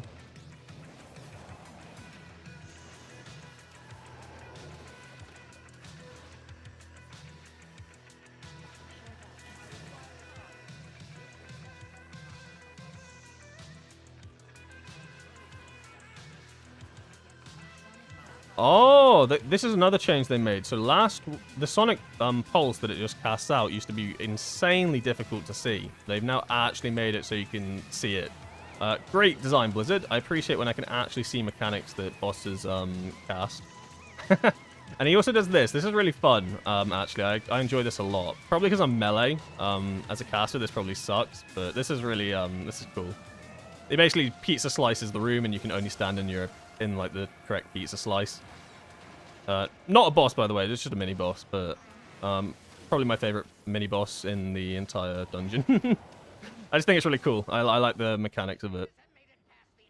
So this is the part I was talking about, the gimmicky part. You run through here, and now you've got all these detector bots. You can't stand in their circle, obviously. It's bad. Otherwise, you go sent back to Brill. However, there are these fog clouds that you can stand into, and if they stand on top of you on the fog cloud, you are good to go. This is not the route I should be going. He's not coming all the way, is he? Oh! Oh! So what you really want to do is get on this one over here. You can technically run past it just here if you're fast enough, but it's well risky. Otherwise, you can just stand on top of these like little vents here. And then they walk over you. But yeah, we'll see how everybody does on this. Because on my first time of this, I like to be too fast, too furious, right? I'm not a patiently wait on the vent sort of person, but once you've failed it like 4 times, you're like, okay, I'll wait on the vent. You feel Celestial Conduit will be better than Shadowpan since Celestial is more tanky and gives free defenses and heals. Yeah, I do like that aspect of Celestial Conduit. Like, it's not like crazy healing, obviously, but like the fact that you can get extra healing off of it. I love how I love all the like intricacies of all of these different Celestial Spirit buffs are. Right, with Shadowpan, it's really basic, right? However, like Celestial Conduit, like all of these little things like do different things. You can activate them all with Celestial Conduit itself. So for this, okay, yeah. What was I spieling about? Yeah, basically, yeah. And you do extra healing.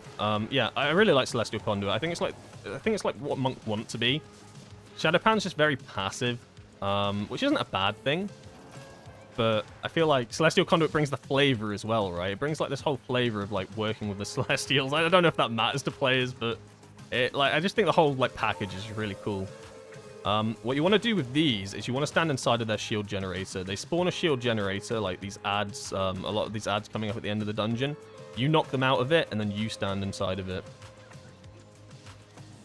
This boss, he'll spawn inconspicuous plants. Nuke them or get nuked. The choice is yours. I prefer to nuke them rather than die. But dealer's choice, really.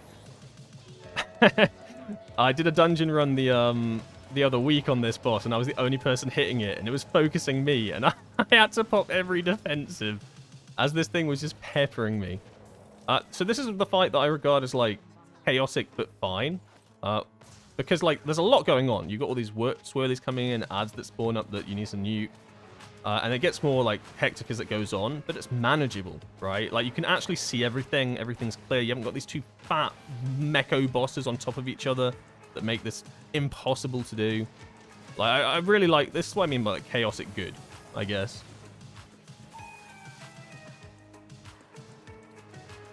Oh! The only thing that I don't like about this is, like, sometimes the cogwheels bounce off at really awkward angles.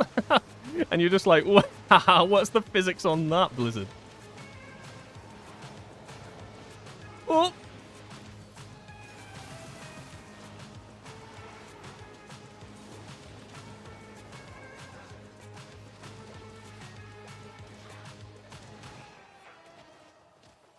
Yeah, I like this boss.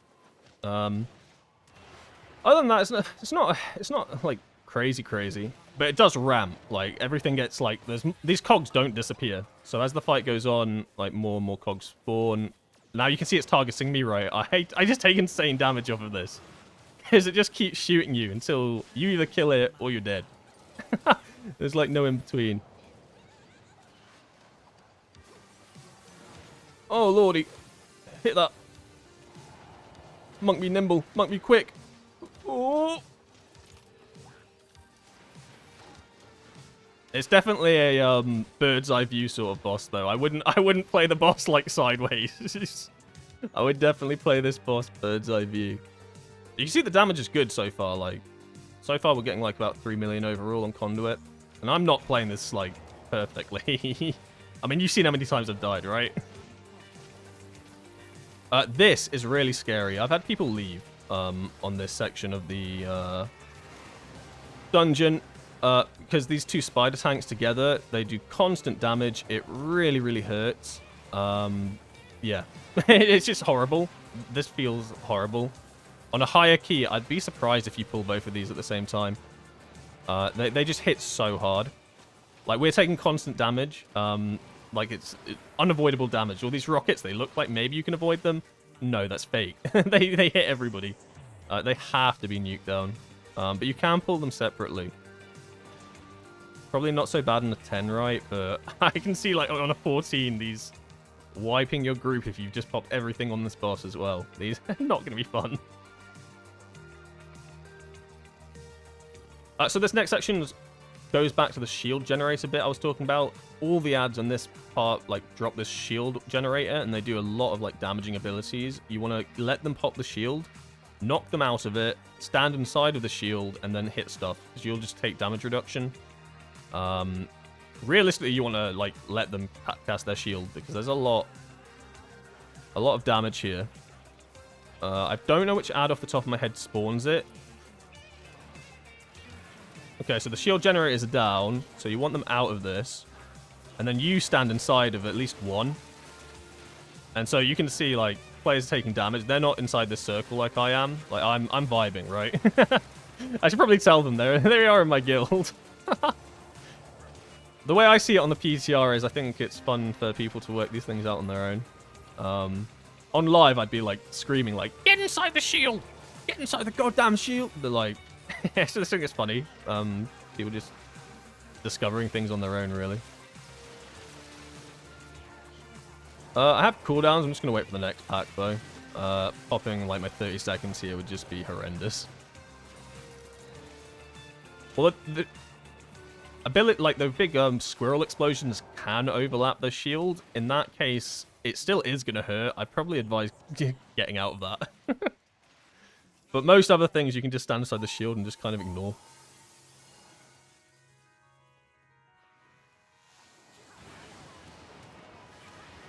Oh, we're about to blast off.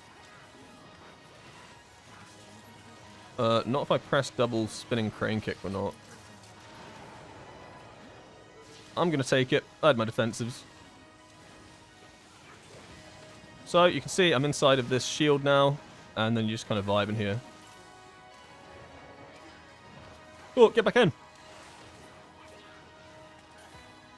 But you can see the shield generator also has a health bar. So you need to be careful that you kind of nuke that last. Which can be difficult in AoE. Like I found with these ads, right? You focus the defender first. The workshop defender. But he's the one that spawns the shield, right? It's better to focus the defense spots. Let this guy put his shield down. Otherwise, you'll get to the end of these defense spots' health bars. That workshop defender will be down, and suddenly you're all taking max damage from these guys. Like the basic gimmick of this entire thing is they want you to be using these shield generators. Oh, cheeky leg sweep. I missed one. Not on my watch. No, the defender. Okay, he got one final shield down, which is good. We should be fine. I don't know if this is how it was in BFA. I didn't really play this dungeon in BFA. It was about the time that I just kind of wasn't really playing WoW. So I don't know how similar this dungeon is to... like, how faithful it is to the actual, like, original version. But I love this dungeon, except for the first boss. Like, the entire dungeon's really fun, cool flavor, but the first boss just... I hate it. I genuinely hate it, and I don't hate a lot of things.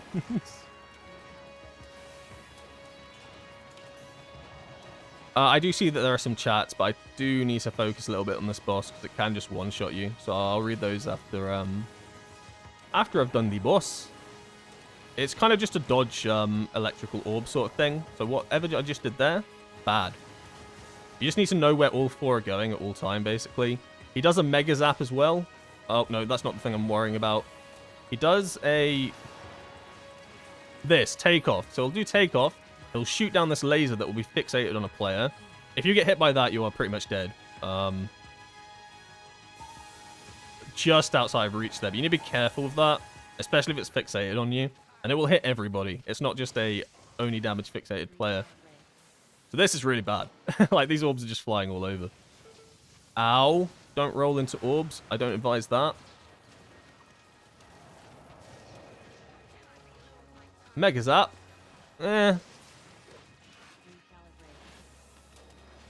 So I'm not sure if I'm 80% sure that the orbs go to your current player location, but I might be wrong.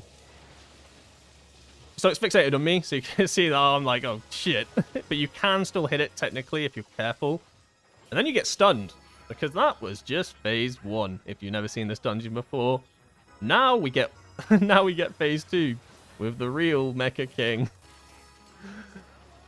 Oh, the mechanics are pretty much the same, except on top of this, he shoots out a massive laser beam on a player that just needs to be like taken to the side. You can't hit other people with it, otherwise they're not going to be happy with you. I mean, not necessarily the side, as long as it's not on top of other players. The Mega Zap. Mega Zap basically evolves, right? It becomes an actual Mega Zap.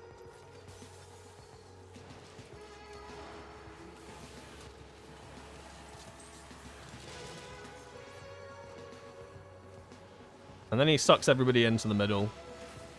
He also sucks the orbs, so they kind of like get a soft reset. And then it just rinses and repeats. So honestly, this boss fight's not that hard.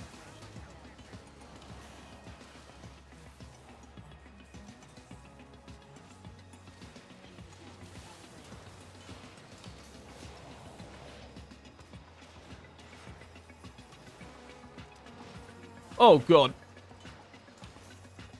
Oh my god, where did that orb come from? Those pesky range players. This doesn't feel like a safe spot, but it was. It definitely didn't feel like one, though. Oh, no, this is bad. Oh! He lives?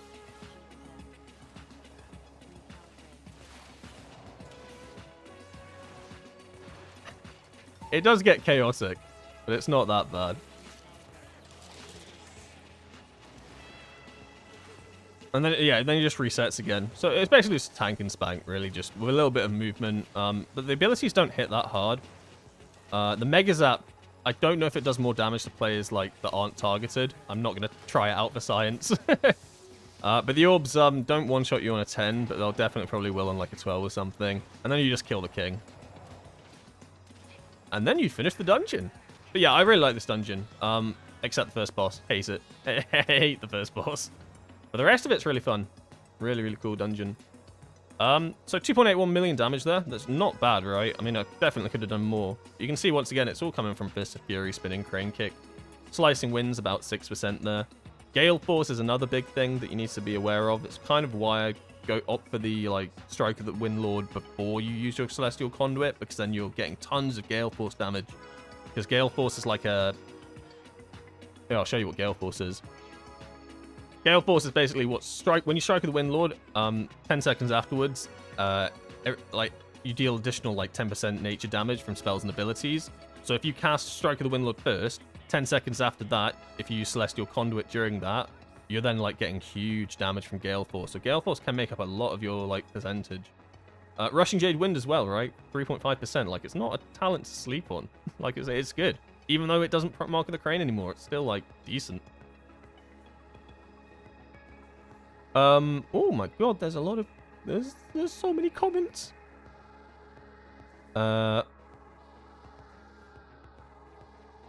One of the harder bosses in the game. If you're talking about the first one, yep, hate it. Absolutely hate it.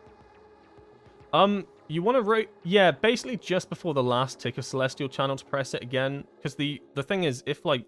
Look, I'll represent it here. So if I select Celestial Conduit and I press it straight away, my Heart of the Jade Serpent is procced instantly, right? You want this to proc exactly when it finishes. Like, in a perfect world, it actually procs itself. Like, it's meant to proc itself. But it's bugged. And there's the off chance it doesn't. And if you Celestial Conduit and you don't get this proc, you're going to feel awful. You're going to lose a whole bunch of damage. And it's not going to be fun. Like, it's just a bug. Like, it should always work at the end. There's no actual cause for it that's been discovered. It's kind of similar to the fact that, like, Spinning Crane Kick will sometimes cancel itself for no reason. It's also sometimes Celestial Conduit will stop channeling for no reason. That is the worst bug of them all, because then you don't even get Unity Within, and your channel of Celestial Conduit finishes instantly.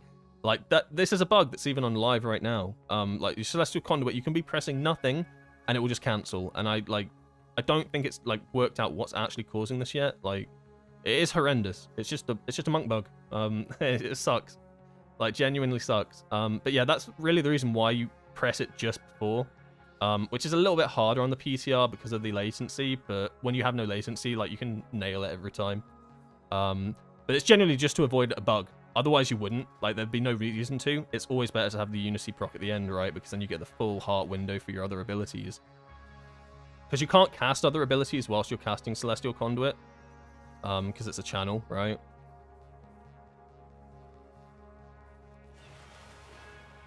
Like, a Slicing Winds there during it, it just cancels it, and then you don't even, and then I didn't even get Unity Within because it didn't finish. You see what I mean? So, like, getting this, like, the channel bugs for Windwalkers are horrendous. They feel awful, and they're just a thing, and there's nothing you can do about it.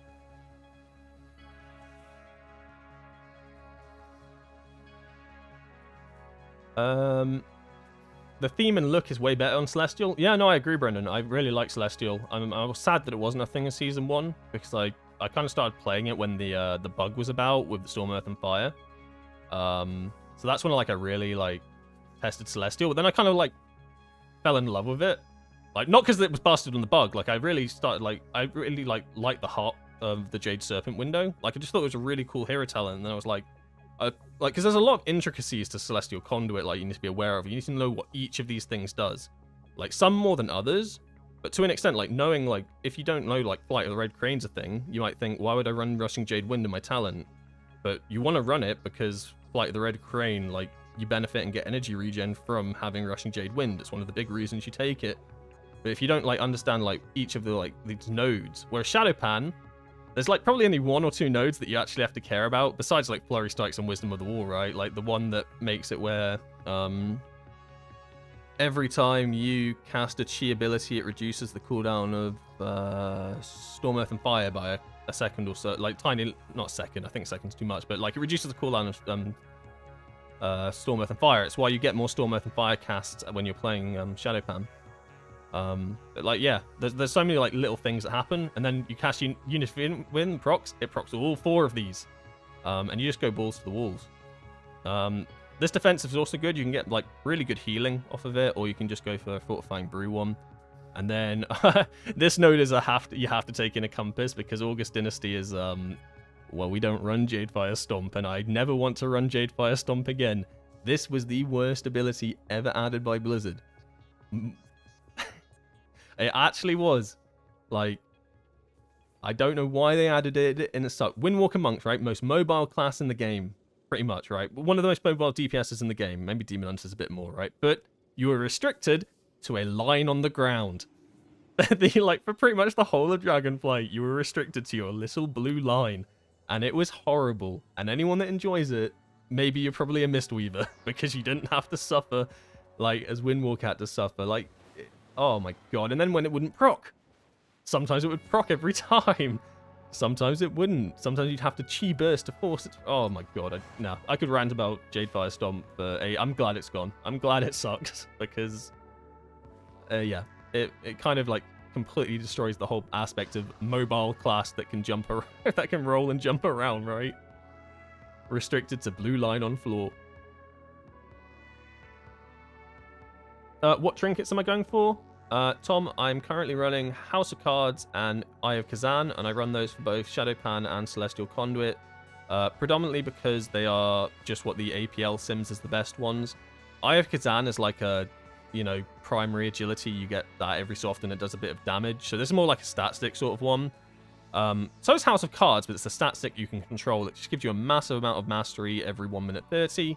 And it lines up beautifully with the changes to Swan's Bond, which you now run for both Conduit and Shadowpan. So you basically press this at the exact same time as you press Swan for big damage, big mastery damage. This mastery is really good now for Windwalkers. A lot better than it was, anyway. A good representation of this is just this. You can see my mastery, and then you can see my haste. KO, does Windwalker still run out of buttons to press if you screw up priority list? Not really. I think we had a lot. I think haste has made like a big difference. Like at the start of the season 1, I found like there was a lot of windows. Even when you press the priority list perfectly, you'd run into situations where you'd have nothing to press just naturally. Like when you're not, when you're in windows when you like wouldn't have like Invokers to light up, for instance, or like you haven't got like Celestial Conduits, you haven't got like Rushing Jade Wind, energy regen, you'd naturally just have like downtime where you'd have like no energy, no chi, and that kind of sucked. I feel like you rarely have those now. Like it's because we've got so much haste, obviously it helps with energy regen, but just in general, like the builds just kind of synergize really well. Like energy burst is like a really good ability as well.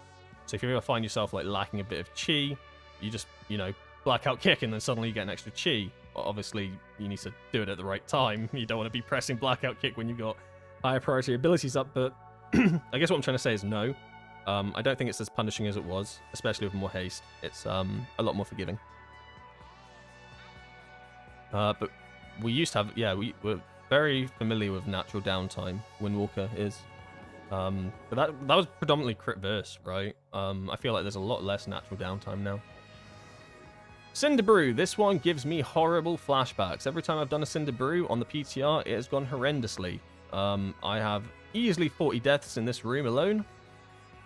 Let's see how it goes.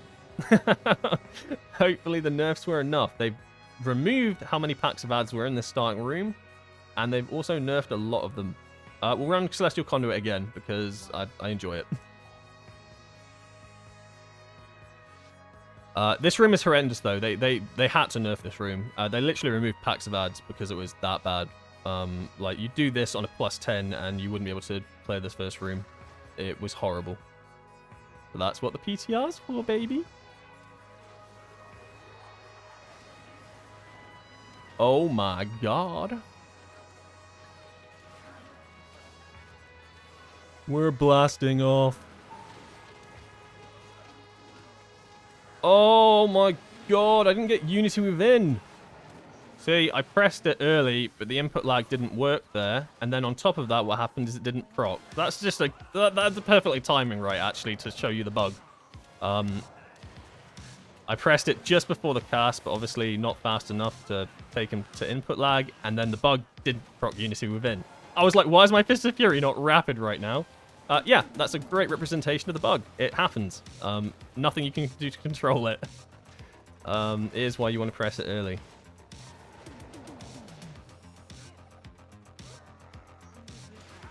Ow.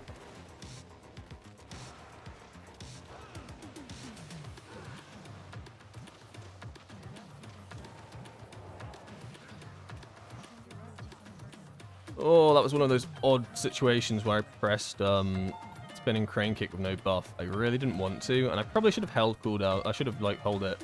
Oh, you get to see the affix. This is one of the new affixes. So you get, every player gets, like, a void balloon, I guess. Lack of better word to call it. Other players have to run into yours. You can't pop it yourself. So what happens is you'll end up having like loads of players like trying to pop each other's balloons, but you're all running around, so they all move apart. It's pretty funny. Ideally, what you're probably going to want to do is have like one player to just quickly run and pop them all, and then have someone else pop theirs. But yeah, this is what I mean. Like, they added this brand new affix in, and there's going to be a lot of people that will like see it for like maybe week 1 and then never again. Like, okay. Oh, what's the point? All right, let's try pop. I'm going to pop this extra early because I really want this buff on these packs. Yeah.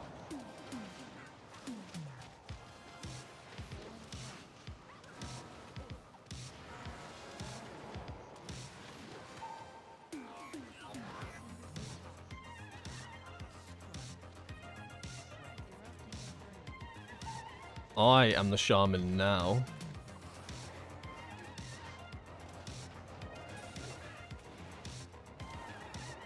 They also changed this first boss. I don't like this first boss. I know I said I didn't not like other bosses, but I don't like this one for a different reason. I think it's stupid. Why do I think it's stupid? I think the gimmick of this fight is pointless. He casts Happy Hour now at 66% and 33%, and you have to just run around the room and hand out alcohol.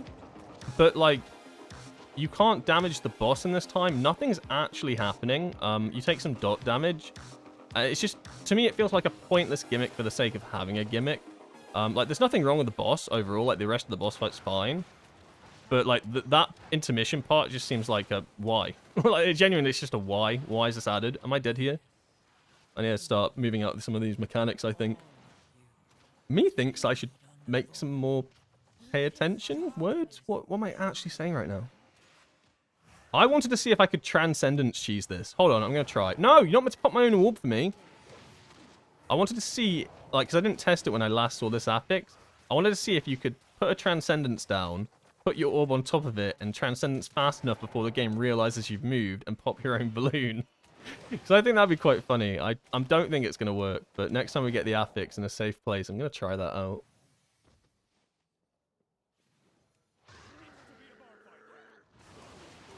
Is there a world where taking Slicing Winds and 20 stacks Crackling is, good?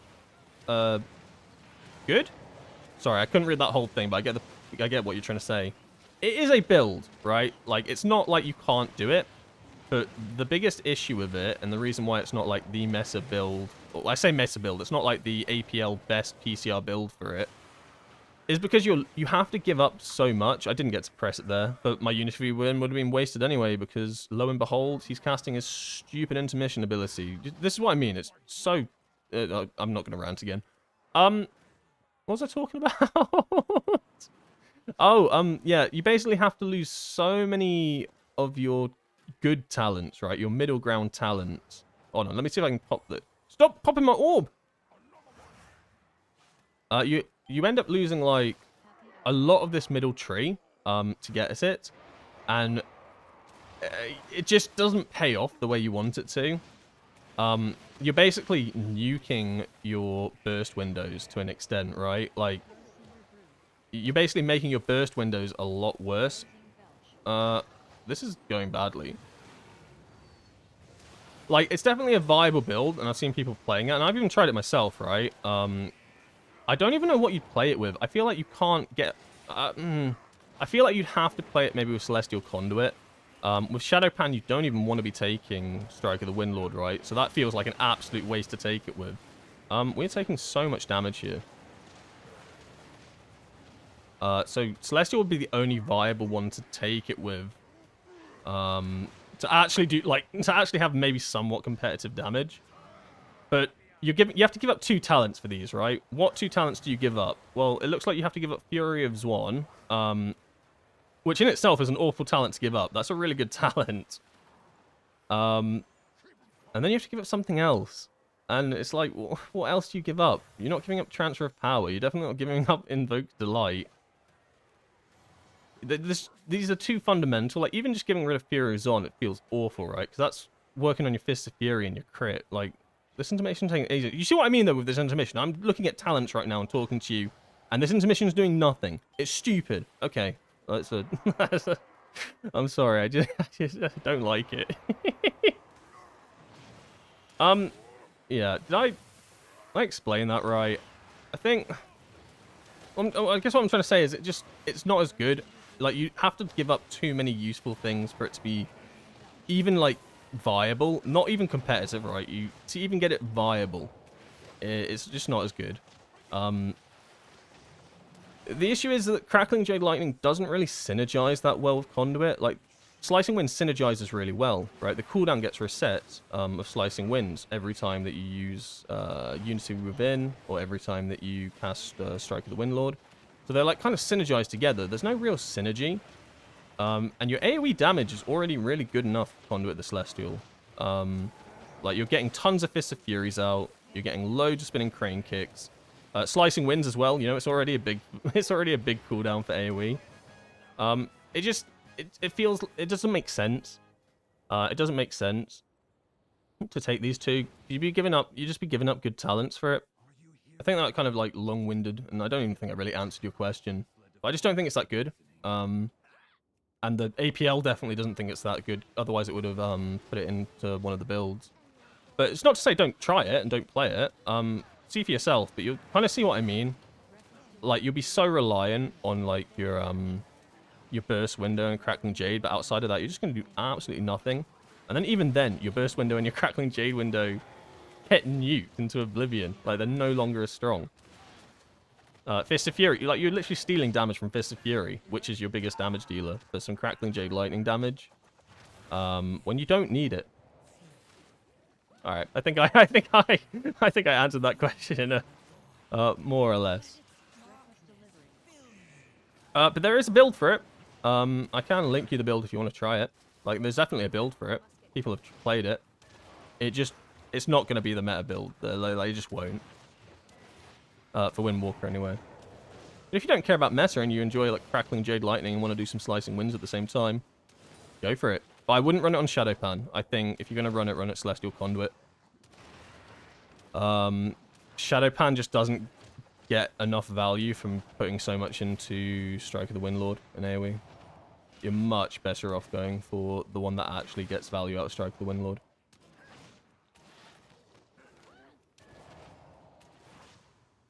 I need my cooldowns. I need my cooldowns now. So, what do I think of this dungeon so far? Well, I had to double check what keystone this is, because it feels... It doesn't feel like a 10. Like, compared to Theatre of Pain, right? There's so much damage going off at all times. I thought we were doing a 12 or something. I looked at what it is. We're in a 10. Everything still feels like it hits like an absolute truck.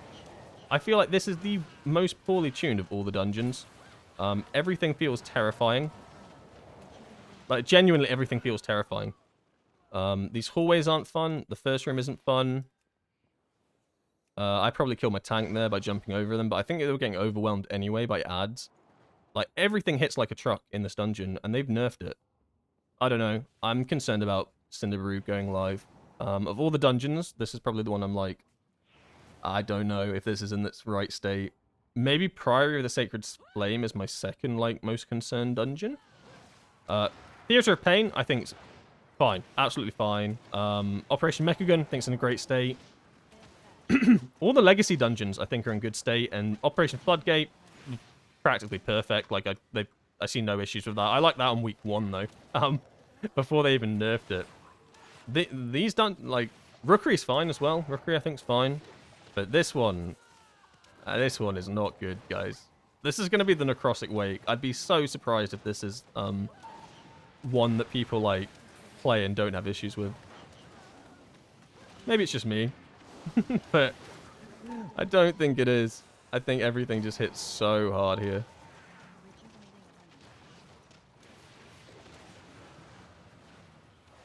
Where'd my music go? I need my happy tunes. I'm in an unhappy dungeon. Oh, it hurts. Damage is good though. Look, we're beating the shaman. Windwalker meta? I should take a screenshot of this and then post a video.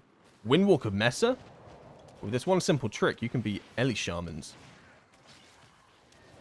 Ow! This is not fun. Everything is hurting. And I feel like half of it's unavoidable. Oh. I really hope that they fix this one.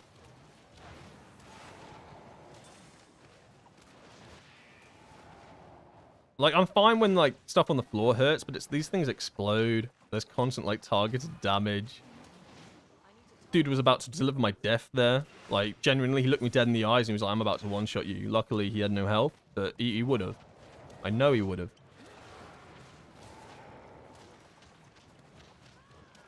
Oh, boy. I've angered the brew drops.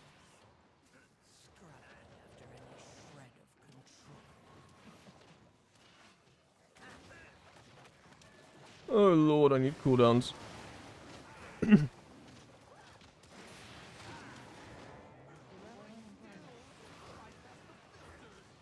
What? Oh, I meant to press recap. You stupid game.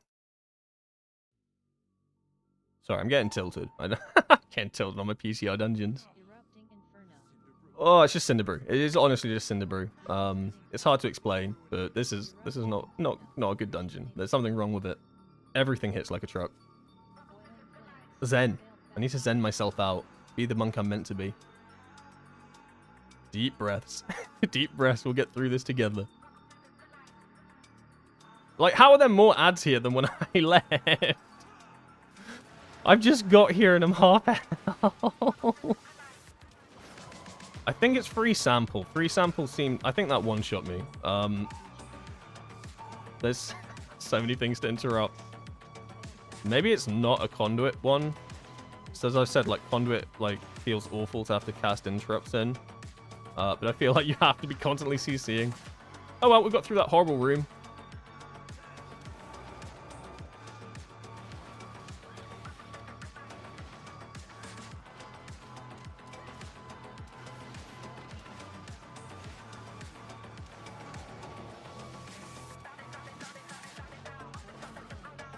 Oh, please. My conduit just cancelled itself. So there's a good example of when your conduit just cancels itself. Awesome.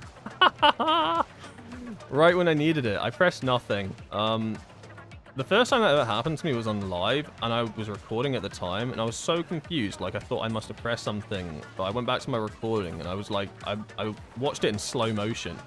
And it just stopped channeling. There's no reason for it. It's such a horrendous bug. It's so punishing. I don't even know what like the proc rate of it is. Like, we have a rough numbers for what the Unity within proc rate is. It's like 1 in 10 times that like Unity within won't like activate, more or less. I don't know what the channel bug is. It's a lot less frequent, but when it happens, you really notice it. And then you go on the forums and you're like, Blizzard, why? And then they don't respond. And then you continue with your life. But because it cancelled itself, I didn't get any of the burst damage there, and I lost my entire Unity within. That's just why it's so punishing. You basically lose your entire burst for 130. Not fun. Ow. Ow.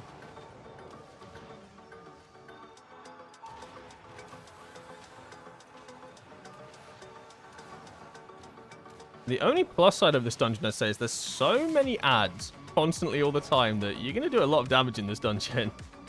Like, I feel like I've done nothing for the most part, and my... Oh, there's no way we decided to pull all of this. Ain't no way. Ow.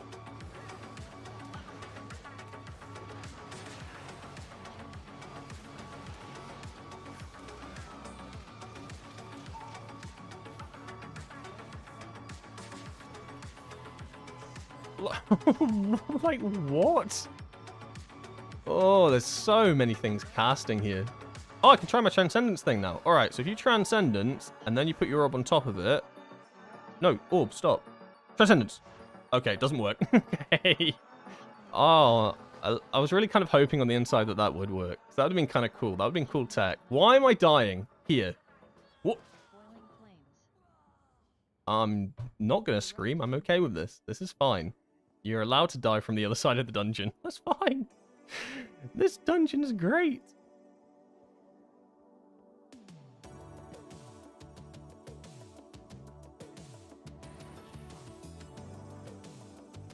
What realm do I play on the PTR to test M Plus and stuff? I play on Firak, but I'm pretty sure on the PTR you can queue up with people from like Iridian. I play on EU servers, so they're the EU one. Like, I'm pretty sure you can still, like, cross-realm it. Like, I'm 90% sure that I've played with people on the other servers. Maybe not, but, like, I think I have. But that's the one I play on. I play on, Virak. No real reason for it. I think it was just the one that, our raid leader wanted us to be on for testing PCR Mythic. So that's the main reason I'm on it. They're literally the same thing, though, I think.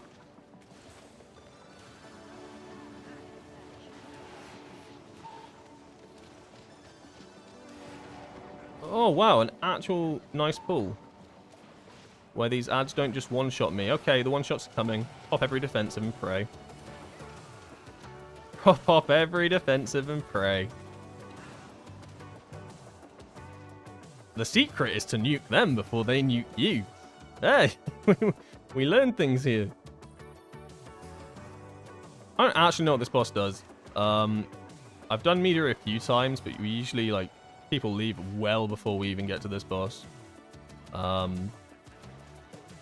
know what the honeybee does, right? Like, I had to learn that one the hard way. That one actually has mechanics. Like, did you know on that honeybee boss you actually have to ride bees? Like, what? What do you mean? And don't say you did, because then that makes me feel bad. But I had no idea. You have to, like, ride bees into barrels and stuff. I guess I'm, like, so used to doing brewery on, like, heroic difficulty, right? When you're leveling a character or whatever. Like, doing mechanics. I didn't even know these bosses had mechanics. This one seems kind of chill, though. It seems he puts stuff on the floor and you just need to dodge a lot. I like bosses like that. Simple.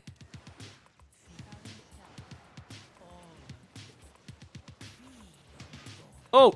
Maybe when I'm actually paying attention to stuff on the floor, because I imagine they just one-shot you, right? I wouldn't be surprised. Oh, come back here.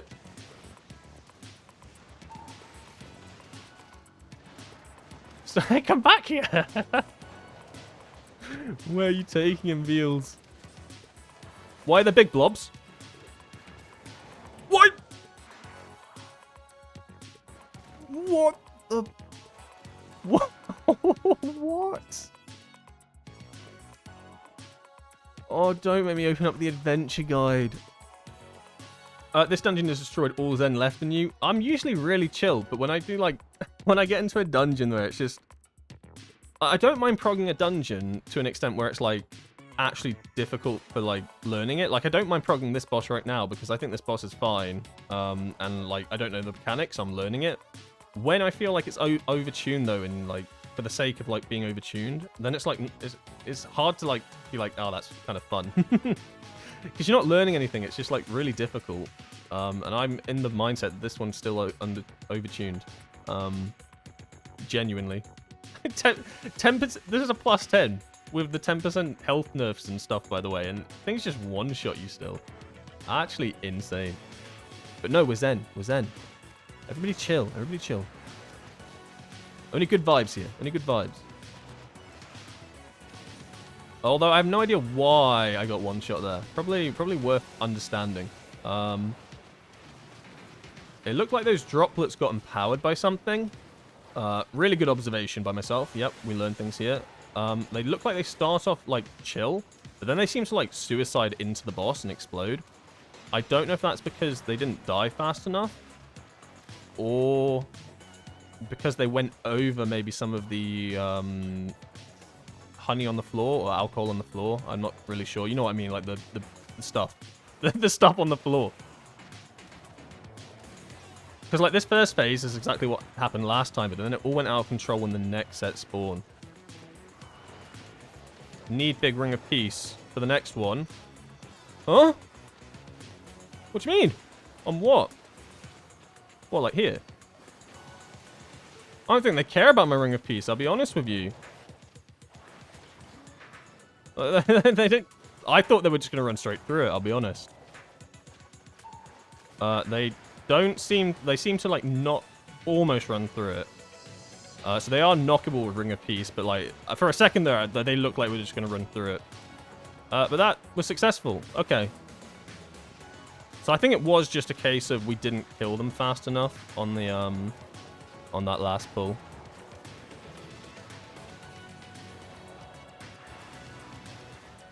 Oh, come on. Cooldowns.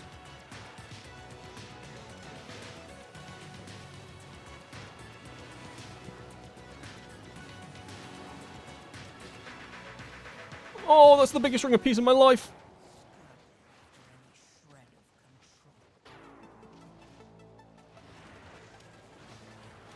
Run. I have a leg sweep. I think we're fine. Oh my god, they have to get on top of the boss. Like, they were literally in that boss's model. Like, I managed to Ring a piece at there. Oh my god, that was spicy. I don't even think that's the hardest wing, by the way. I think this one's harder. Oh no, no, no. How do I get M+ keys in the PTR? So you need to go to the main city of your faction. So if you're Alliance, go to Stormwind in the main city. There'll be like tons of like giant ads stood around. The same for Ogrimmar, but I couldn't tell you where it is. I imagine it's by the auction house, right? If I had to guess. So there's bunch of vendors there, stuff that like sell you like tier sets, whatnot. At the very back of Stormwind, there's this little dude who's stood on a pillar. He's a dwarf. By where the auction house is in Classic, if that is any help to you at all. If not, yeah. He stood on there, and you talk to him, and he'll give you mythic like tokens that you can transform into a key, and then you can put different keystones on it, and then different keystone levels. So it's like it's basically a build your own keystone sort of thing. It's kind of cool. But if you're Horde, I have no idea. And if you didn't play Classic, I also have no. I also don't know how to explain it. Just the back of the alley. It's not really an alley. Just behind the big torrents, I guess. There's a lot of big torrents in Stormwind. I guess torrents are Alliance now. Don't question it.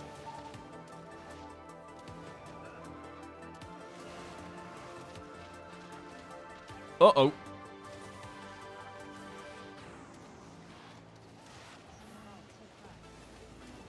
Oh. What I find with Celestial Conduit as well is that there's a lot less of an emphasis on Tiger Palm. That's not to say you never press Tiger Palm with Celestial Conduit, but it's like you press it a lot less, right? Just naturally. Naturally, you just have better abilities up at most of the time. So that's going to be something to get used to from Shadow Pan, because you'll be so used to having to press like pretty much Tiger Palm in between every ability, right? Pretty much to get Flurry Strikes off. Now, like even in my opener, I barely press Tiger Palm because I'm literally stealing damage from my chi abilities. And it doesn't, there's no real benefit to it other than obviously getting chi. But suddenly I've ordered elements that gives you chi anyway. Like, I find that you barely press it, which is kind of cool. There's so much emphasis on Tiger Palm for Celestial Conduit, for Shadow Pan. It's kind of nice not having to fully focus on it. You press it more so in, like, your outside of your burst windows. But during your burst windows, you usually preset yourself up to have tons of chi. So that's interesting. I said this side was harder. This side was actually so chill. Maybe I take it all back. Brewery's kind of relaxing. Uh-oh. Regret. Regret is a dish served cold. I don't know why I was going with that. Okay. I have regrets. Everything hurts again. I take back any comment I just said. And you're so slow. And you might be like, oh, why don't you just Tiger's Lust yourself? Because they instantly just reapply the slow on you. Like, in a must-press situation, sure. Tiger's Lust here. But they will literally just instantly slow you again. Oh. This dungeon is so cursed.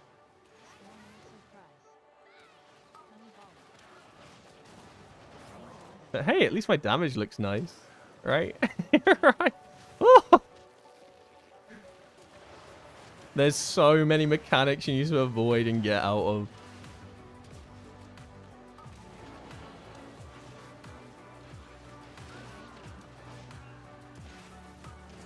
Bee Wrangler.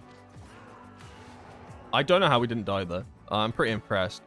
This is the bee boss I was talking about, where it actually has mechanics. Kind of scary. Not because it actually has mechanics, but because it's actually, yeah, a little bit difficult to actually do. And if you don't do the mechanics, you get so punished. Maybe I just have, like, maybe because I had to prog this for so long the other week, I'm just overhyping it. And we'll just one-shot it. It'll actually be fine.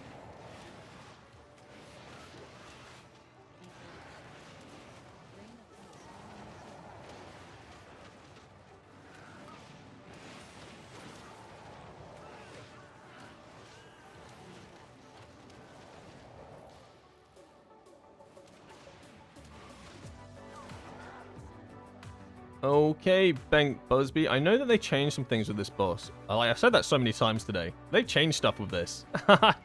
What have they changed? Great question. I don't remember. I could bring up the blue post, but pretty much everything was nerfed, right? If they've changed something, it's predominantly a nerf. So we take out these honeybees, right? And then you can ride them, and you need to ride them into these barrels. So you can see I blow up that barrel there. Like that, you have to do that. Otherwise, too many bees spawn. So there are barrels over here. I think I'm the only person that's done this dungeon, so I'm just going to do it myself, right? Just to save us from ourselves. But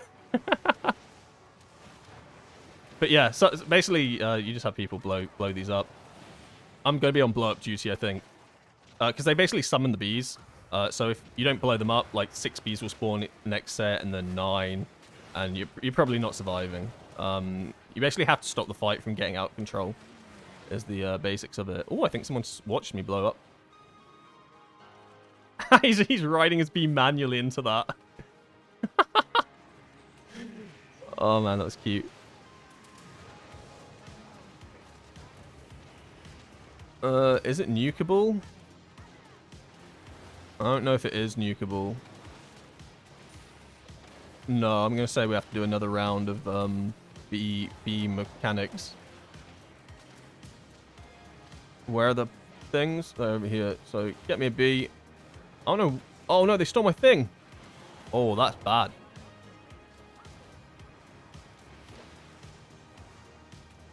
I don't see any bee boxes. I think we're alright. I think we actually did this first time. I've definitely overhyped how hard this boss was. It was hard the other week. Trust me. I hated it. It wasn't fun. I think that's probably because we didn't do the mechanics and there were like literally 50 bees on top of us. I think we even pulled the ones at the back of the room. It was very cursed. generally speaking, I think the bosses in this dungeon aren't overtuned. I think it's just the trash, right? The trash just feels horrible. The bosses seem reasonable once you do the mechanics, but all the trash just seems to do too much. I don't know if they'll make any more changes to these dungeons, though.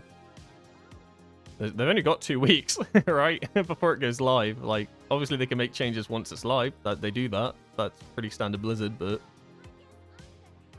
how many they do is, yeah.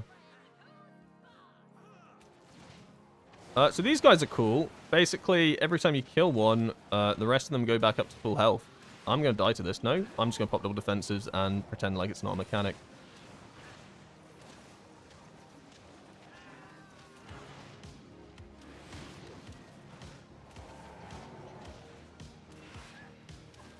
That was a little bit annoying, though.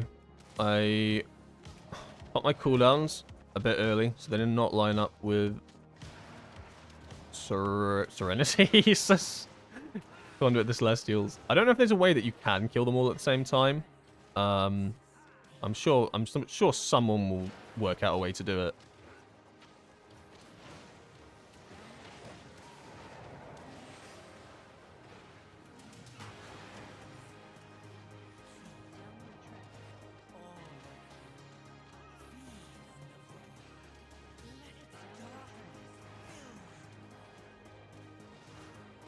Pop my balloon.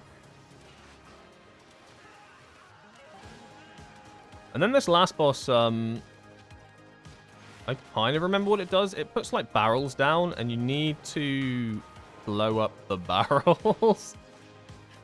Yeah, that's my explanation of this boss. If there's one thing you take away from this entire stream, it's this boss has barrels you need to blow up, or maybe not blow up. It's one or the other, but you have to. It's important that you do one or the other.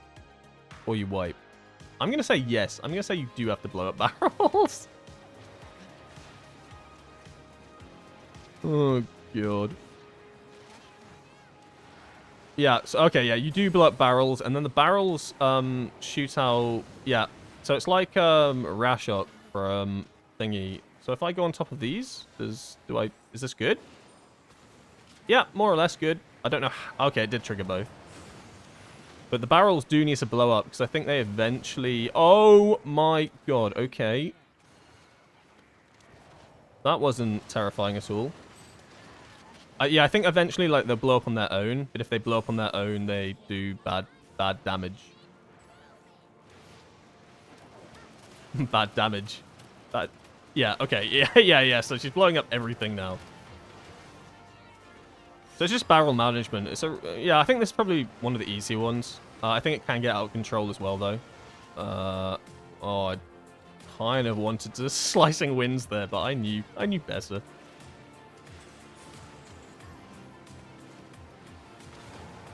Oh no! Okay, I'll go over here. Oh!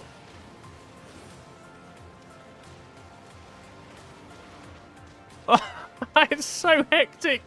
Maybe I take back what I said about this being an easier one. Good luck if you're immobile. You cannot aim that at my head. He aimed it at my head. Everybody is so low. No, we are so close. I health potted on top of I health potted. Oh my god. And then I still almost died. And we go again! Yay!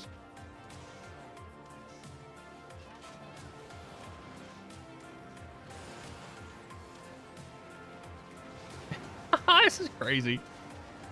But it's like a good crazy. It's like the chaotic crazy I was talking about earlier, where this is chaotic, but it's like good fun chaotic. Until I die. Okay, now it's not fun. I don't like this boss anymore. It's chaotic bad.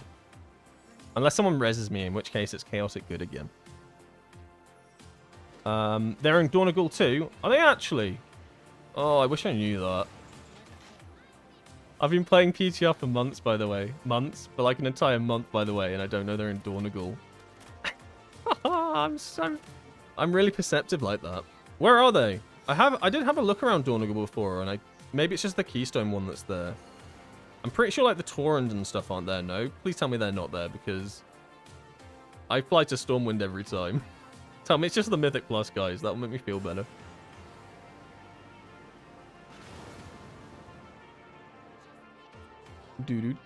Wait. Oh gosh, I'm just scrolling through chat because now I have a second. There's so many things I haven't answered. I'm sorry if I haven't answered any of your questions today. I've been pretty focused on the game. Usually I do answer a fair few questions, but I usually get like asked a bunch at the start of the stream when I'm like not in a key. So yeah, if you have asked a question and I haven't answered, I'm sorry. I'm sorry. I do try to answer everything. There's just, yeah, there's a lot of questions today, which is good. But I would have liked to have answered more. Okay, we go again. Panic.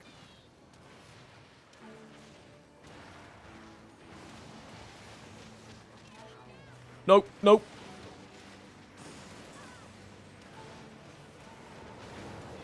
Oh god.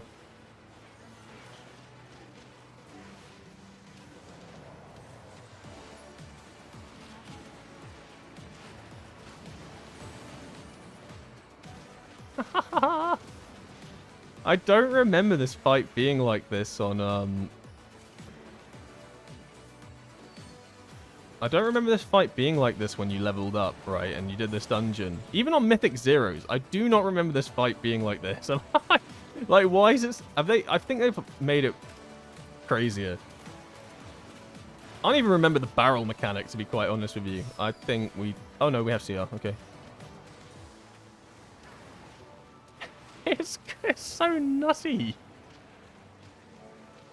I feel like they've definitely scaled this one up with the amount of barrels you have.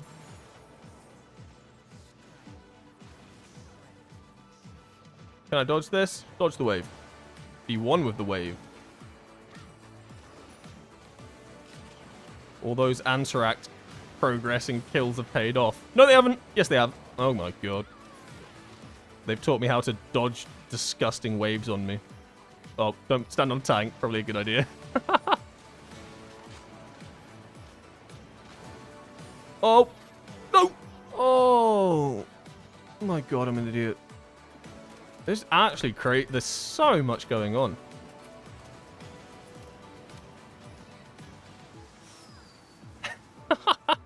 It's actually it's funny.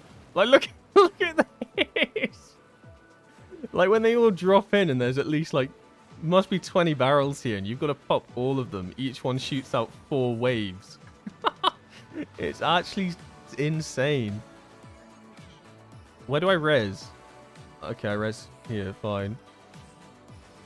I guess I've been forced to continue. Oh my god, Slicing Winds was huge there. I'll try to hit these two, I guess. And then don't stand near them, because this is going to be crazy. Can I roll? I don't even... Like, what is this?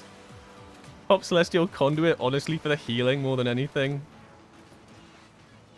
Is it killable? Potentially, if we just focus boss, it might be killable. Shaman is fighting for his life right now.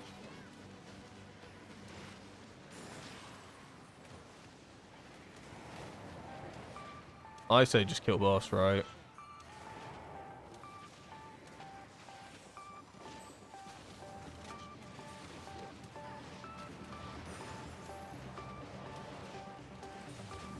No! Will and Dragon Punch! I hate Will and Dragon Punch sometimes. Okay. The boss is down. That is insane.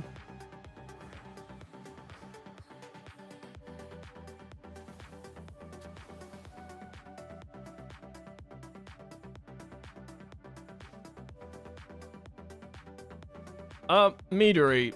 So, I kind of touched on it, but not my favorite dungeon. Reroll this key on live. Yeah. I'm like, sometimes I think I'm in an echo chamber of myself, right? When I make these like opinions and stuff. So I'm glad when other people like say the same thing. Like, because sometimes I'm thinking, oh, maybe it's not that bad to other players, but I think I had a Warlock the other week as well when I was in here. It was just like, there's no way this is doable on live. And that was pre-nerfs. Like, this is a horrible dungeon. It genuinely is a horrible dungeon.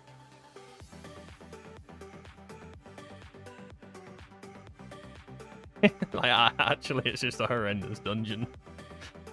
I want to try Prior again. I'm not sure if this group's going again. Hopefully. How is Season 2 looking? It seems to me that the dungeons are either cringe or way too difficult. Ooh, I don't know. I think, like, on the whole, like, the raid looks really cool, right? Flavor and everything is, like, amazing. And even then, like, the PTR raid testing felt really good once the initial bugs were over. So I think the raid's going to be, like, A tier, right? I think it's going to be a step up from last season. Last season was relatively... I'm not saying easy, but, like, if you think about the first 4 bosses from Season 1, right? You could pug those pretty, like... A lot of people could pug those relatively early on in the expansion. I don't think that's going to be possible for raiding for Season 2. Like, the bosses are a step up in difficulty, especially on, like, Mythic difficulty. Like, some of the mechanics, I think to myself, is a pug going to be able to do this? Like, is a pug going to be able to work together on Styx Bunk Junker and manage to roll up all the garbage and hit the right ads? And I don't know. Like, you compare this to Rashanon, right? Rashanan. This is a much harder fight. So raid-wise, I think it's a step up. Dungeons, overall, I'm happy with a lot of the dungeons. If you've just tuned in for the meadery, I'm sorry, I don't complain a lot. Like, I don't, like, like lose my mind. It's just this dungeon in particular. Yeah, sure, by the way, Vinicius, this is the cop one I was going for, and then I'll put the Shadowpan one there. But yeah, like, I was just doing Operation Mechagun, right? And Operation Mechagun, I really enjoy, except for the first boss. Theater of Pain, a really good dungeon to come back. It feels nice. Some new mechanics in there, and it's fine. Like, and I think the scaling of most of these dungeons are fine. You just heard me complain for like half an hour on Cinderbrew because I think this one is busted.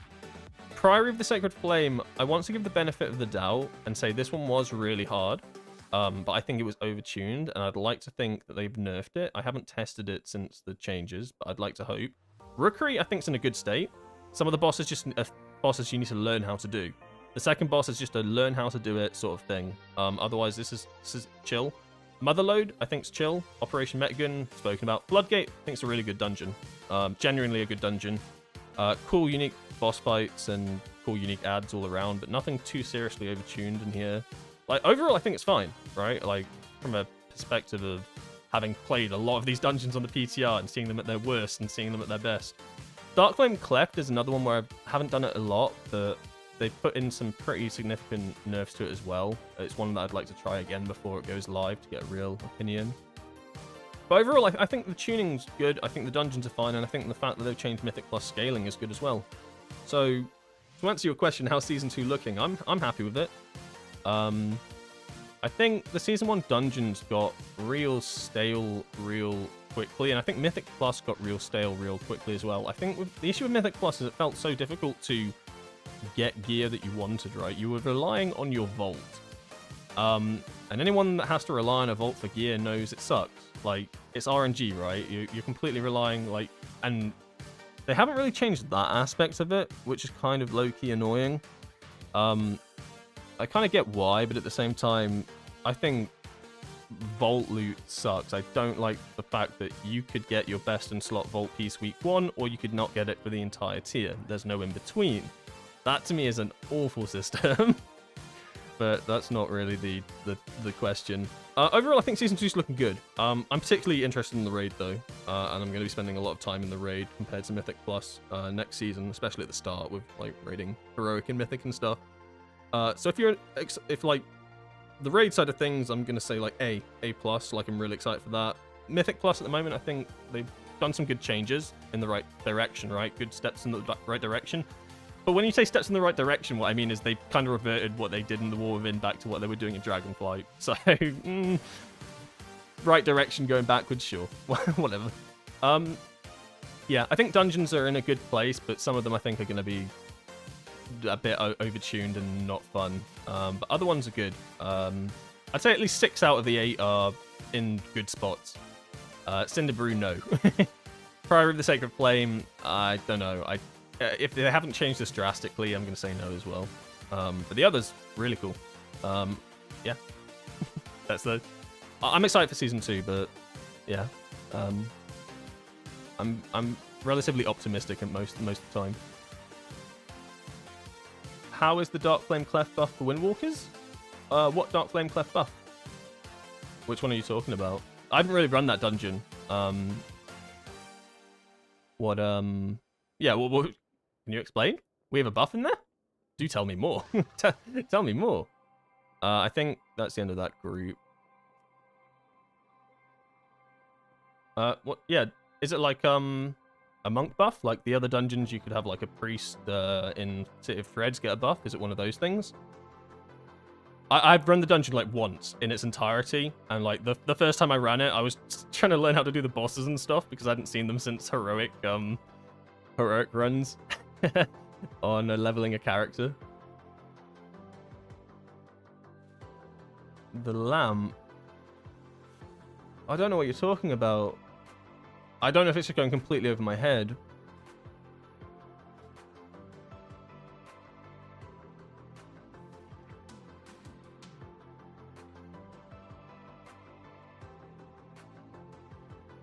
Oh, so there is a buff in Dark Flame Clef then, but it's only available for paladins and priests.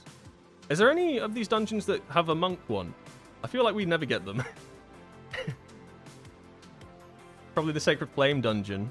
I feel like, all the new ones had like, all the War Within ones had special interactions. If anything, I think we probably should be able to provide a buff in Cinderbrew Meadery, right? I haven't noticed anything, but if there was any on-flavor dungeon that a monk should provide a buff for, it's probably this one. I don't know if I've just missed it in the dungeon. But most of the dungeons all have buffing systems, right? Not all of them, but Arakara does. City of Threads did. Stone Vault had one. Most of them do.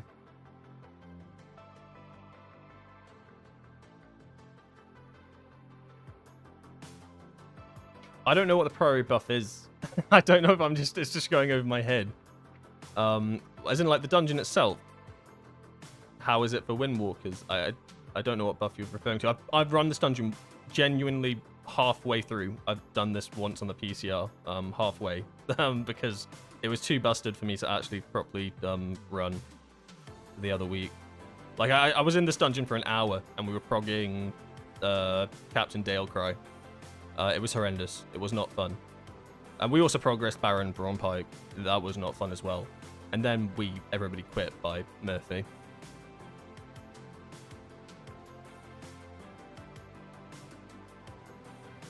I'm sorry it's going over my head. I'd love to answer your question. I just don't know what priority buff you're talking about for Windwalkers.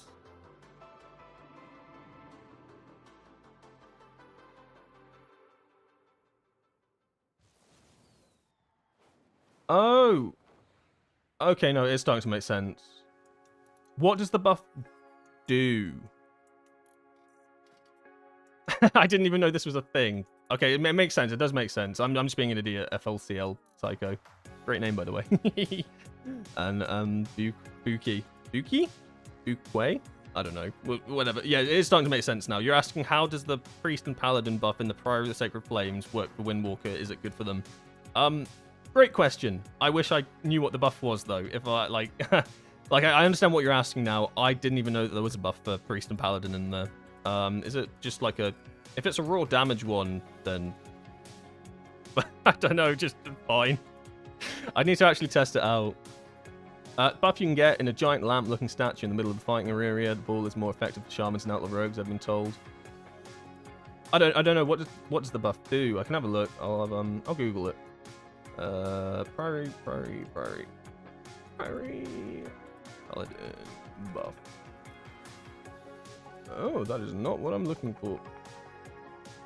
Priory dungeon buff. Can interact with a brazier in the courtyard to grant the group a 30-minute buff that grants random procs of holy damage.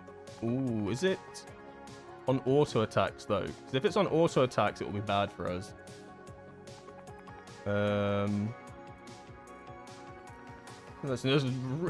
Thanks Reddit, you don't really tell me much. It just says random procs of holy damage. Is that on auto attacks? Useful.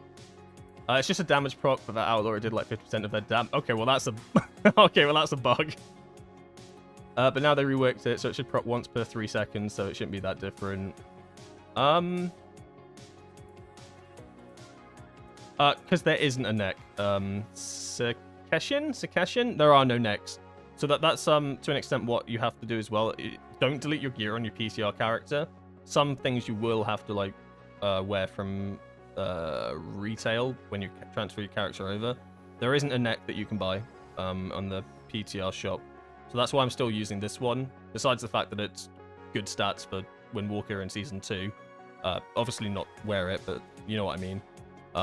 As well as that, you can't... there's a few other things you can't get, like wrists. I'm still wearing my crafted wrists. I don't think you can get a belt either. I think it's just like the tier sets, this weird old cape that looks like a rocket launcher, like a jump jet. You can get rings. Well, one ring. You can only get one ring, and then trinkets. It's not really for a lot of the items. You can go do a Mythic Plus dungeon and get loot if you really want to. But a bunch of the gear you can't actually get. Oh, you can buy back. See, I had the issue where I didn't realize I sold all my gear. I logged out. I came back in, and then I was like, oh no. And then I went to buy back, and it was all gone. So I had to remake my PZR character. I was like, oh, amazing stuff. Thank you. I even went to the lengths of going to... I looked if there was an item restore for the PCR. Surprise, surprise, there isn't. You know, funnily enough, they don't have an item restore system for the PCR. But that was how much I didn't want to have to redo my UI. Yeah. It's the slots that you can't buy are neck, wrists, belt, boots, and a second ring slot. Yeah, I'm pretty confident in that answer because otherwise I think I'd have different pieces on. Everything else is something you can buy. It can get wild. I can only imagine if it procced off of pets and clones. Yeah, I'm not sure. I didn't even know that was a thing, but I guess it depends what the trigger of the proc is. But I imagine if it's doing like, even if it was just doing 50% damage right overall, then they're gonna nerf it into oblivion. Yeah, I guess it really depends what procs it. I did try to have a quick look. If it's just a random proc, then I don't know. We don't really synergize with holy damage. If it was nature damage, we'd have a bit more synergy with it. Although I don't think rogues really synergize with holy damage, do they? Also, I just realized that my chat. Why is there an emoji explosion on my screen? My stream is so scuffed today. There should be there should be a chat in the chatting. There should have been a chat on the screen this whole time, but I think sometimes it just bugs out, which is amazing, and I've only just noticed it now. But with that being said, that is going to be about the end of the stream for today, guys. Sorry there weren't that many dungeons. I think the biggest issue was when we were basically doing Theatre of Pain, right? We just ended up being in there for like 2 hours, which wasn't great. But overall thoughts, I actually really enjoyed the new Shadowpan build. Like, testing out Zwan's Bond, it actually feels really nice just pressing it every 1 minute 30, lining it up with your House of Cards. Conduit of the Celestial didn't actually feel that much different, right? Like, a few of the talents have changed, but overall this kind of felt exactly how it had done on the PTR for the past few weeks. Like, things like Thunder Fist, for instance, right? You don't notice that sort of damage when you're actually playing. Like Dual Threat is another talent we've taken off now. You don't really notice it when you're playing. Like, it's not like affects your gameplay sort of thing. The only one that really did was Zwan's Battle Gear, and honestly, I didn't even notice that it was gone. Because that's just how much cooldown reduction you get. Like, it's just kind of, it's overkill to be running this talent. So overall, yeah, I like these talent builds. I can see why they are the best of the best. And yeah, so stream-wise, tomorrow we got another one, but that's going to be on live servers, and that's going to be a run of mythic run of that raid that is in season 1 that we've all done tons of times. Nurabar Palace. Yep, words are hard, guys. Nurabar Palace is going to be tomorrow. If you're interested in watching that, if you have any questions on bosses, maybe you're still progressing before the end of the tier, or just want to come hang out, be cool to see you there.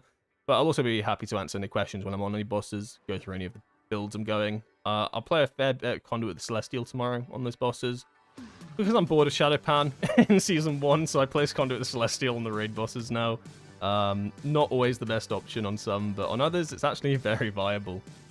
Other than that, next week, I'm probably going to do a few streams next week, but not as many as, like, I usually try to do 3. I only got 2 this week because of the, like, issues with PCR. I'll probably do 1 PCR stream next week, maybe on Tuesday, just before the servers go down. Oh, no, they don't go down. No, ignore me. Maybe on Wednesday, like usual. But then I'm going to try spend a bit of time, like, actually full-on throttle for this video that I want to put out for the guide. So I'll probably only do, like, 2 streams next week rather than the usual 3. Because I just want to hard go all in. Start getting this guide, like, done. There's a bunch of stuff I need to do. So maybe one less stream next week. And then following that, it will be, like, streams all the time. I don't even know the exact schedule, but I'll be online literally 24/7. So that should be fun, right? Wow. You get to hear me yap for most of a day. Every day. Lucky you. What? Oh, you can't buy boots and wrists from the vendor with TS. Oh, yeah, okay, no, yeah, you are right, sorry. I didn't take into, yeah. In my mind, I ignored the tier set pieces because I thought the stats were awful. You are right, yeah, I'm an idiot. Yeah, you can buy boots in that, but they're the tier set versions. Yep. In my mind, I completely blanked them because yeah. But look at the vendor again in Stormwind. The tier set vendor sells belts, wrists, and boots. Oh, does it sell? Really? Okay, ignore everything I said. I don't know what I'm talking about. I haven't spent half my life on the PTR. I haven't spent half the month on the PCR. I know what I'm talking about. But yeah, thank you all for tuning in today. And yeah, hopefully see you tomorrow. Even if it's just to, like, hang out whilst I do some dungeon bosses, whilst I do the raid bosses. But yeah, happy to answer any questions on the raid bosses there, or just chill and talk about Windwalker. Now, we'll try get this pesky chat fixed. It is actually so annoying, OBS, sometimes. Like, genuinely is. Like, I set up all these, like, things, and then suddenly the chat doesn't work. It's like, cool, I have this entire chat box, and there's nothing in it. but on Wednesday it worked. But not today. I don't know. Something linking issue. And then emojis randomly explode for no reason. Cool.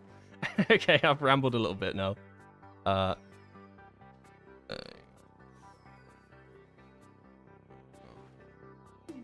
But yeah, really thank you everybody for tuning in and choosing to spend your time with me on a Saturday. I really appreciate it.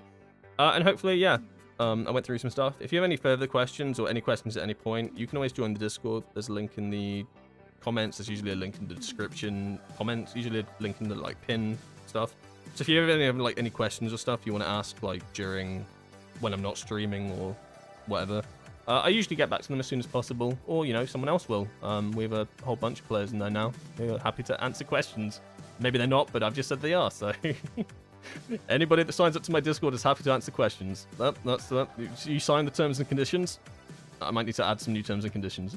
But yeah, thank you guys so much, and I will catch you tomorrow. Bye-bye!